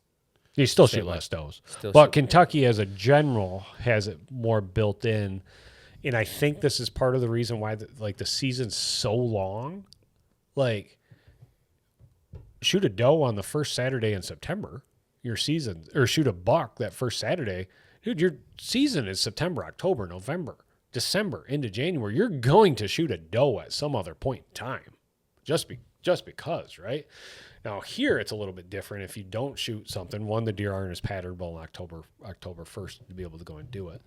But I think they just have in their culture that they shoot more does than we do in Michigan. And that's true. Like I travel all over the place. Culture and hunting is a big thing. Huge thing. Now, like we can make changes, and what you're trying to do is you're trying to force Michiganders to shoot more does. But if you ask my dad when he grew up, he's like, we didn't have does. So they're in protection mode. They're in protection mode. He's 78 still. Like, I'm probably not going to change him at this point in time. Like, I can't tell you the last doe that he shot, and he felt bad about it. And I'm like, you saw 100 of them. I'm sure my dad still has not killed one. But I understand, because he grew up the first 30 years he deer hunted, to see a doe during season was a big deal. And I'm like, I get that now. Like, he had 30 years experience with that. I'm just not going to go and tell you got to shoot does. I'm not going to tell him that. It's his experience. He can go and do whatever he wants, right? And you can shape so these don't you think that the regulations. regulations have to shape the Michigan culture to adjust that? If you truly want to make a change. So what the changes we did $1, right? So again, this year I wouldn't count anything that you're going to see. It's going to be a wild west out there of what guys do. Some guys are going to go out and make a point and shoot 10 does. Spiteful shooting. I'm going to shoot 2. Some guys are going to go out. I'm going to shoot $2, no does. Then there are going to be guys that are fully behind this. I'm going to go shoot as many does as I can and shoot $1. So like, I take this year and completely scrap whatever it says. Now the next 3 Which is years, funny, because they're using this year will actually be in their 3-year like data, which makes collection. no sense. Which makes no sense. But so starting next year, you got to use it. I wouldn't. 2 years of it aren't enough. You got to use 5 years. If we're going to make a change, do it for 5 years. We got to commit to a change. Do it for $1. Do it for 5 years. Let's look at some data behind it, because now you've got a real data set. What my gut tells me, number of hunters are going to drop. Buck numbers obviously going to drop because we're not shooting as many. Doe numbers are going to stay roughly the same, if not drop. We're not going to shoot more does. Now, the one idea that I think will work is there was an earn a buck in 2 counties, 1 county? They haven't picked the counties yet. It's earn a second buck though. Earn a second buck. If they want to do that in Oceana County, would be just peachy. If they want to try that out, I know some fellows that'll get behind It's southern. that. I know some You're fellows too that far get north. behind that. Yeah. No, if you want to do earn a second buck, now I wouldn't do it with 1 doe. I would do it. I think South Carolina has, if you shoot your first buck, you got to fill 3 doe tags before you get your second buck. Make it so somebody's actually got to go out and Earn it. do a little bit. Because how many times you've been there and shot a buck and like, oh man, there's a doe. There's a Bam! doe. I got my second. Now, if you got to go shoot 3 of them, how many times have been shot my buck? Bam, doe, bam, doe, bam, doe. Because you got a lot of work ahead, right? You got to go out a couple times to be able to fill those. And now you've successfully pushed that. So you've shot more does than bucks. Mm-hmm. Now you earn a buck with 1 doe. You've still shot 2 bucks and 1 doe. Our buck to doe ratio is completely off, right? Force them to do it. Force them to do it. Some guys won't do it. That's fine. You don't need everybody to do it. You just need a handful of guys out there to. Well, to I do think it. what the Michigan DNR said is they're literally just trying to get each hunter to shoot 1 doe. Like, that's all they need to do is 1 hunter. Mm-hmm. Each hunter. Well, needs to 600,000 shoot- hunter. Yeah, needs to shoot 1 doe. Mm-hmm. Then they're not doing that right now. Those 1 hunters are shooting the bucks. So give away doe tags. Well, you already look at like how much money did they say they were going to lose from this rule change? That I have. Who said that? I forget. Josh. Was talking about it. Josh. Oh, I can't quote him on it. Like how much revenue they're going to lose by adjusting to a $1 rule is it's a lot. I've heard. I'm not going to list his name, but a state senator told me the same thing. They have the data set of what they think this will do. Yeah. So And it's a big financial deal. And they voted to increase prices, right? If you look at Michigan deer licenses compared to other places, we're still dirt cheap. We're still bottom 10. How many years has it been since there's been an increase? Like it's been like 10 years at least. At least. Yeah. It's been a long time. And we go back here. Hunting's getting more pricey, and I'm going to tell you right now, we got to increase the price of our deer tags to help for this, right? But we are going to have less hunters moving forward, which is less income coming into the state. If you look at what it costs to hunt in every other state, the state license is at least a couple $100, right? Yeah, but the only difference is that, like, if we go back to the Kentucky example, is what do you get when you buy your deer tag? You get that whole wad of doe tags. That's what. Give them the doe tag. That's what I'm saying. Yeah. Charge more for the combo tag and make it $80 for the combo, whatever the number is. I don't let's use good math here and figure it out, and then give me 4 doe tags. Yeah. Because that guy's gonna barn through those doe tags because He's got them. He got them. Yeah. They don't. It's a free doe. It's a free doe. You don't have them. I want to say Kentucky's $275, right? For a resident? Oh, resident. I don't know. Non-residents, $275. That's a good one to look up. I think. Look it up. What a resident take is. Tell my wife how much deer tags. I'm just kidding. Yeah, all in, I think you're around $275 Yeah. For non-resident. Yeah. $27. Okay. For Okay. a Right. resident. Oh, and a statewide resident There you go. deer permit is $35. Yeah. They're dirt cheap in there. And you're getting a wad of them. Yeah. But it's Kentucky, dude. There's kind of no rules. Yeah. You that's can true. get the whole bundle license for $95. It's like everything. yeah, Shoot everything. I think everything. in Michigan it's like a couple One $100. neighbor cow and a pig thrown in. You get it all. And some wild dogs. Yeah. That bark at you Get it hard. all. $1 buck and 3 does or 4 does. Yeah. No, They're real cheap. The big money generator for licenses in Michigan is the fishing licenses. So that's that's what everybody in Michigan wants to make sure to big in Michigan. protect to keep the income coming into Michigan. But yeah. Wow.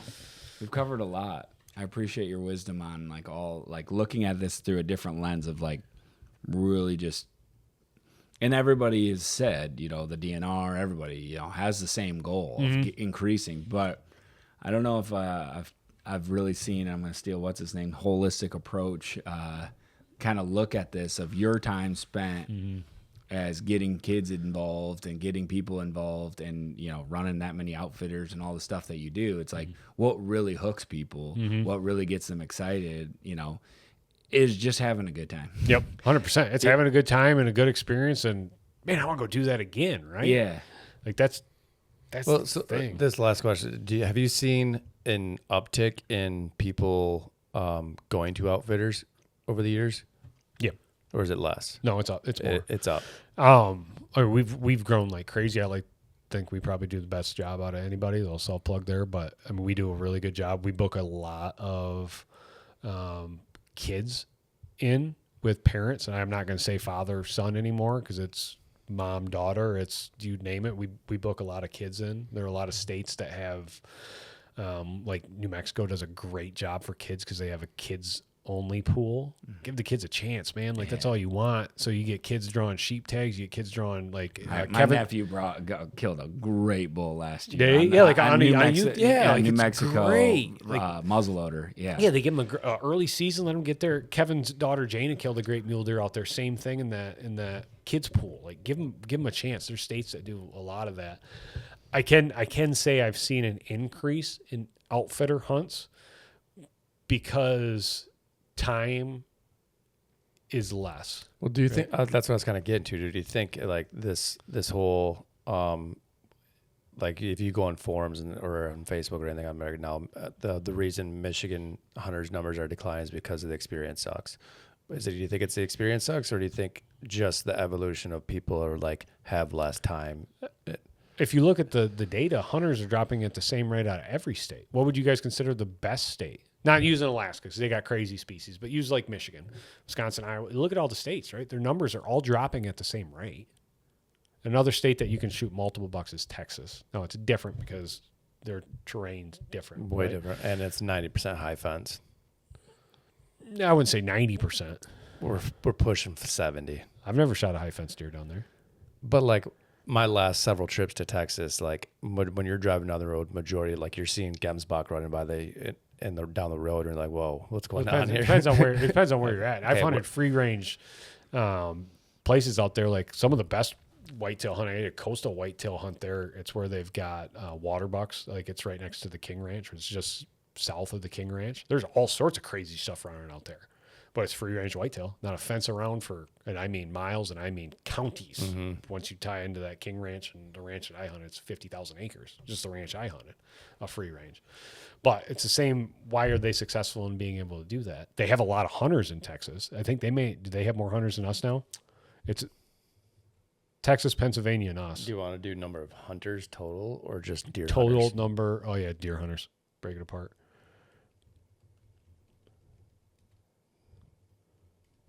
I like the pressure of typing fast. Every word's misspelled. Yes.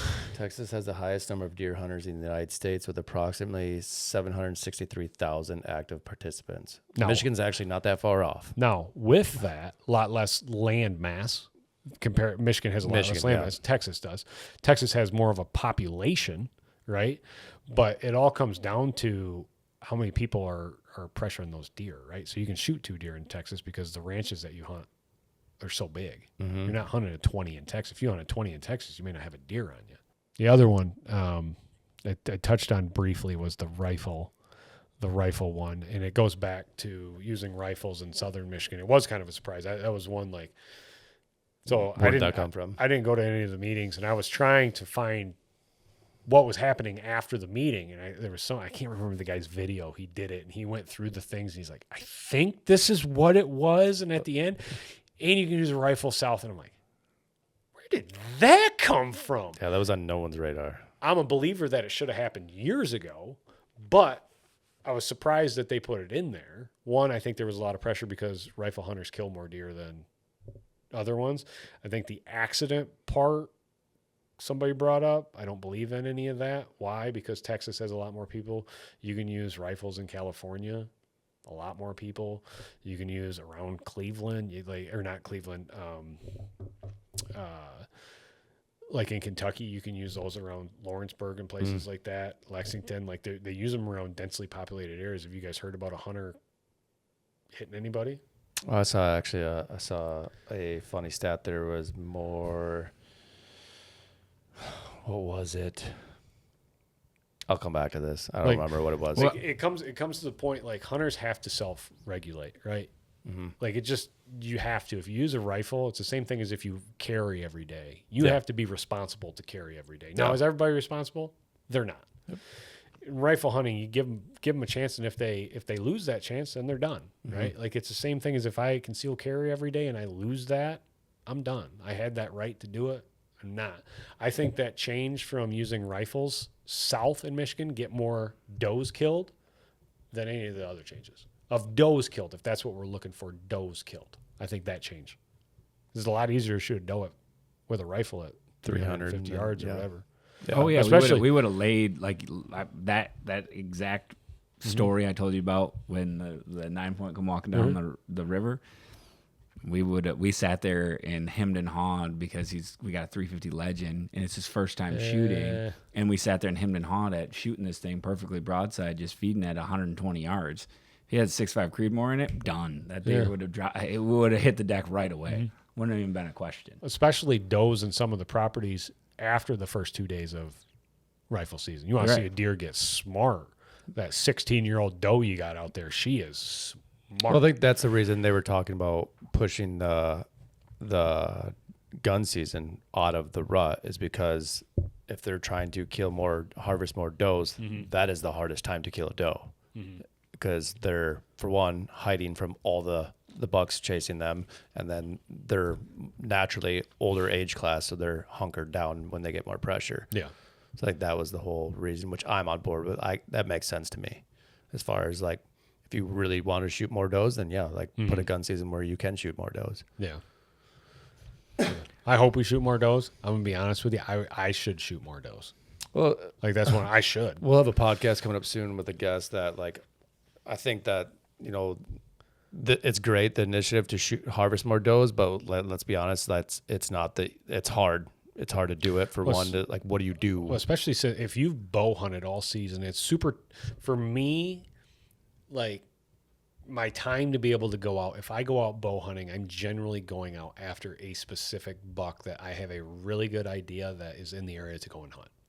Compared to when I was in my 20s and I just went out and hunted every day. Now, did I burn every stand back then looking at it? Now I did 100% burned every stand. But now I'm strategic when I go out, and if I haven't shot that buck to go doe hunting, I'm not going to shoot a doe. I've got does around me the whole time. I'm not going to do it because I don't want to mess up that stand.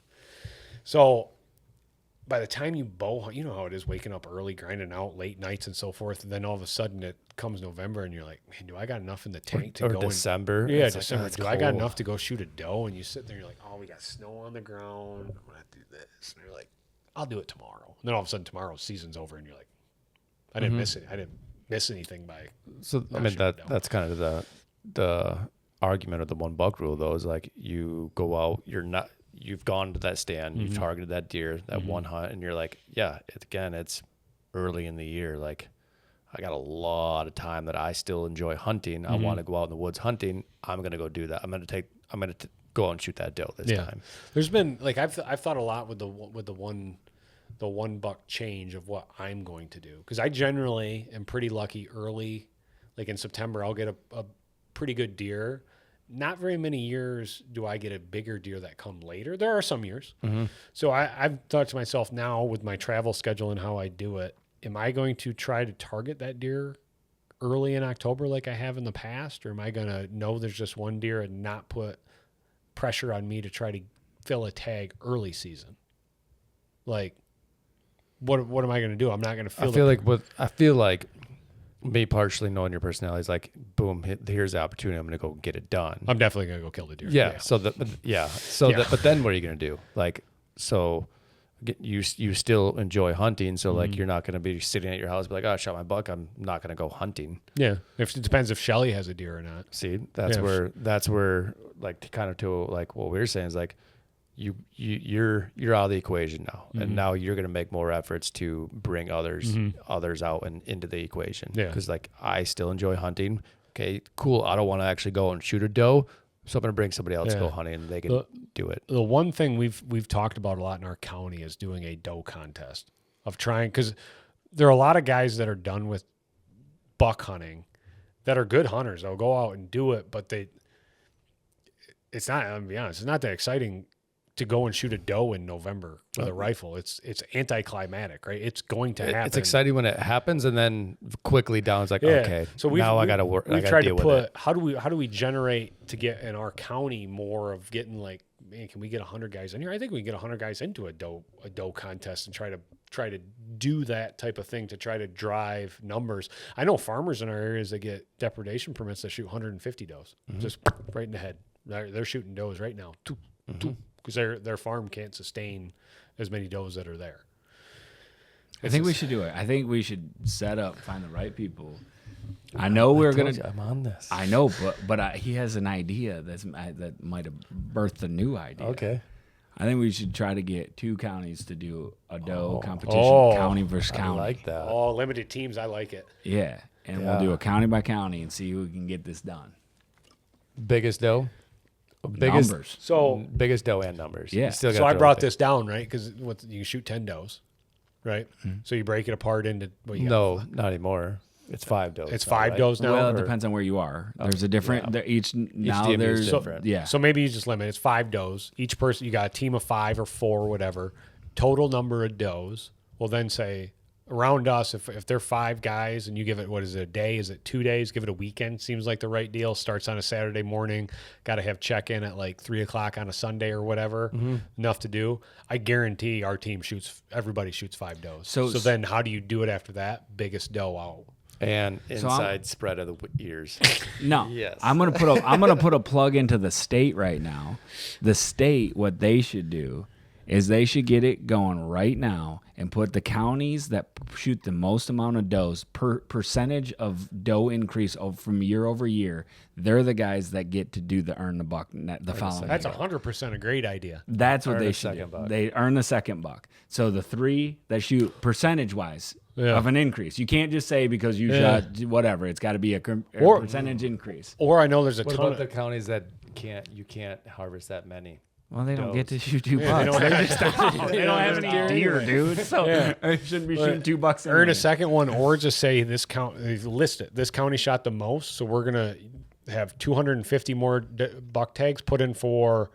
You got to put in an application fee for it, and we're going to draw the 250. I'd put in for it every single time it was in my county. Everybody would, right? Yeah. So you're generating more money at the same time to try to get a second buck tag. Man, we're just solving. Oh, we did solve a lot. Yeah. I feel pretty good about this one, guys. Yeah. That's awesome. Well, yeah, we've been rambling for a while. Yeah. I could keep talking, but like, give yourself a quick plug for WTA if people are interested in getting their kid into the tag application, or if they want to book a hunt. How do they?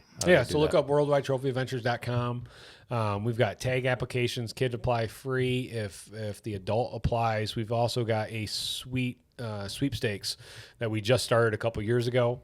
You can get entered in to win some, and I mean really good hunts, amazing hunts, right? We've done all the sheep, we've done elk and top-notch elk. We've had 380-inch elk because we're hunting the best ranches, mule deer, international. We've done fishing, mountain goat, you name it. Moose hunts are a big one.